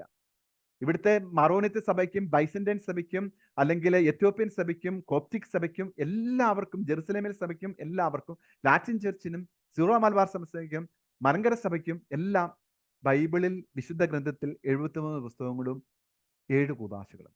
2, 24 സഭകളും അവരുടെ പരമാധ്യക്ഷ, head of the church is pope, പരമാധ്യക്ഷനായി പരിശുദ്ധ പിതാവിനെ അംഗീകരിക്കും. 3, കത്തോലിക്ക സഭയുടെ മോറൽ തിയോളജി അല്ലെങ്കിൽ മോറൽ ടീച്ചിങ്സ് എല്ലാ സഭകൾക്കും തുല്യമാണ്. എന്ന് പറഞ്ഞാൽ ഒരു സഭയ്ക്ക് എക്സെപ്ഷൻ ഒന്നുമില്ല. സഭയുടെ സാർവത്രിക സൂനോഗുദോസും സഭയുടെ ഔദ്യോഗികമായ കാഴ്ചപ്പാടുകൾ വചനാധിഷ്ഠിതം. അപ്പൊ മോറൽ തിയോളജി പഠിക്കാൻ നമ്മൾ പഠിക്കും എന്തുകൊണ്ടാണ് ഈ മോറൽ തിയോളജി പ്രാധാന്യമുള്ളതായി തീരുന്നത്. അപ്പോൾ ധാർമ്മിക ദൈവശാസ്ത്രം അല്ലെങ്കിൽ ധാർമ്മികത എല്ലാ സഭകൾക്കും തുല്യമാണ്. അപ്പോൾ 23 അല്ലെങ്കിൽ 24 സഭകൾക്കും ഇത് തുല്യമാണെങ്കിൽ നമ്മളെ വ്യതിരിക്തരാക്കുന്നത് എന്തൊക്കെയാണ്? ഒന്ന്, അപ്പസ്തോലിക പാരമ്പര്യം. അപ്പസ്തോലിക പാരമ്പര്യം എല്ലാ സഭകളുടെയും ഒന്നല്ല. നമ്മുടെ തോമസ് ലീഗയാണെങ്കിൽ ചിലരുടെ യാക്കോബുണ്ട്, ചിലരുടെ പത്രോസ് ഉണ്ട്. അപ്പസ്തോലിക പാരമ്പര്യം വ്യത്യസ്തങ്ങളാണ്. അപ്പസ്തോലിക പാരമ്പര്യങ്ങൾ വ്യത്യസ്തങ്ങളായതുകൊണ്ട് തന്നെ ആ സഭയുടെ ലിറ്റർജിയും വ്യത്യസ്തമാണ്. പക്ഷെ കൂദാശകൾ ഒന്നാണ്. പക്ഷെ ലിറ്റർജി, ആ കൂദാശകൾ പരികർമ്മം ചെയ്യുന്ന അനുഷ്ഠാനമായി ലിറ്റർജി വ്യത്യസ്തമാണ്. ഉദാഹരണത്തിന് പറയുകയാണെങ്കിൽ ഞാൻ പറഞ്ഞു വന്നത് ഇതാണ്. അപ്പോൾ ഒരു സഭയുടെ അപ്പസ്തോലിക പാരമ്പര്യം വ്യത്യസ്തമാണ്. അപ്പോൾ അതിന്റെ ലിറ്റർജി വ്യത്യസ്തമായിരിക്കും. എങ്കിൽ അതിന്റെ ദൈവശാസ്ത്രം വ്യത്യസ്തമാണ്. അല്ലെങ്കിൽ വ്യത്യസ്തം എന്ന് പറയുമ്പോൾ കോൺട്രഡിക്ടറി എന്നല്ല, അതിന്റെ ഊന്നലുകൾ വ്യത്യസ്തങ്ങളാണ്, അത്രേ ഉള്ളൂ. ലിറ്റർജി എന്ന് പറയുമ്പോൾ തീർച്ചയായിട്ടും ഇപ്പം മാമോദീസ് അല്ലെങ്കിൽ നമ്മുടെ വിവാഹം എന്ന് പറയുന്ന കൂദാശ നമ്മൾ സുറിയാനി സഭയിൽ പരികർമ്മം ചെയ്യുന്നത് താലികെട്ടും മന്ത്രകോടിയുമാണ് അതിന്റെ ഒരു പ്രധാനപ്പെട്ട ചടങ്ങെങ്കിൽ ലാറ്റിൻ സഭയിൽ എക്സ്ചേഞ്ച് ഓഫ് ദ റിങ്സ് ആണ്. അപ്പൊ കൂദാശി ഒന്നാണെങ്കിലും അത് അനുഷ്ഠിക്കുന്ന ലിറ്റർജി വ്യത്യസ്തങ്ങളായി. നാലാമത്തേത് എന്ന് പറയുന്ന ഡിസിപ്ലിൻ കാനൻലോ വ്യത്യസ്തങ്ങളാണ്. അതിന്റെ പൗശ്ചാത്യ സഭയ്ക്ക് കാനൻലോ ഉണ്ട്, പൗരസ്ത്യ സഭയ്ക്ക് അതിൻ്റെതായ കാനൻലോ ഡിസിപ്ലിൻ വ്യത്യസ്തമാണ്. അഞ്ചാമത്തേത് ഹൈറാർക്കി വ്യത്യസ്തമാണ്. നമുക്ക് പാട്രിയാർക്കൽ സഭകളും മേജർ ആർക്കി എപ്പിസ്കോപ്പൽ സഭകളും അങ്ങനെ എപ്പിസ്കോപ്പൽ സഭകളൊക്കെ ഉണ്ട്. അപ്പോൾ നമ്മുടെ ഹൈറാർക്കി പാശ്ചാത്യ സഭയിൽ നിന്ന് വ്യത്യസ്തങ്ങളാണ്. അപ്പൊ അതുകൊണ്ട് ഇത് നമ്മൾ ദൈവശാസ്ത്രം പഠിക്കുന്ന വിദ്യാർത്ഥികൾ എന്ന നിലയ്ക്ക് ഇങ്ങനെയുള്ള ബേസിക് ആയിട്ടുള്ള കുറച്ച് കാര്യങ്ങൾ നമ്മൾ ആദ്യമേ തന്നെ ഞാനൊന്ന് പറഞ്ഞു പോയതാണ്. നമ്മളെ ഒന്നിപ്പിക്കുന്നത് വിശ്വാസത്തിന്റെ കാര്യങ്ങൾ എന്തൊക്കെയാണ്, കത്തോലിക്ക സഭ എന്ന് പറയുന്നത് എന്താണ്, വിശുദ്ധ വചനങ്ങള് കൂദാശികൾ എന്ന് പറയുന്നത് എന്താണ്, ഇനി നമ്മൾ വെളിപാടിനെ കുറിച്ച് കൂടുതൽ പഠിക്കുമ്പോൾ എന്താണ് മറ്റുള്ള മതങ്ങളുമായിട്ടുള്ള നമ്മുടെ ക്രൈസ്തവ സഭയുടെ വെളിപാടിന്റെ പ്രത്യേകതകൾ എന്തൊക്കെയാണ്, അതൊക്കെ നമ്മൾ പിന്നീട് കാണും. ഇനി പാശ്ചാത്യ സഭയും പൗരസ്ത്യ തമ്മിലുള്ള വ്യത്യാസങ്ങൾ എന്തൊക്കെയാണ്, വത്തിക്കാൻ കൗൺസിൽ ഈ പൗരസ്ത്യ സഭകളെ എന്താണ് പറയുന്നത്, കാനോനികമായിട്ടുള്ള പൗരസ്ത്യ സഭകളുടെ ലക്ഷ്യങ്ങൾ എന്തൊക്കെയാണ്, ആരാധനാക്രമം വ്യത്യസ്തങ്ങളായിട്ടുള്ള 5 ലിറ്റർജിക്കൽ ഫാമിലീസ് ഉണ്ട്. ആ 5 ലിറ്റർജിക്കൽ ഫാമിലീസ് എന്താണ്, ഓരോ സഭയുടെ റീത്ത് അല്ലെങ്കിൽ തനതാത്മകത എന്ന് പറയുന്നത് എന്തൊക്കെയാണ്, ഇങ്ങനെയുള്ള കാര്യങ്ങളൊക്കെ നമ്മൾ പതുക്കെ കാലക്രമത്തിൽ കൂടുതലായിട്ട് പഠിക്കും. അപ്പോൾ ഞാൻ തൽക്കാലം പതുക്കെ നിർത്തുകയാണ്. 1.5 മണിക്കൂറാണ് നമ്മൾ സമയം പറഞ്ഞിരുന്നത്.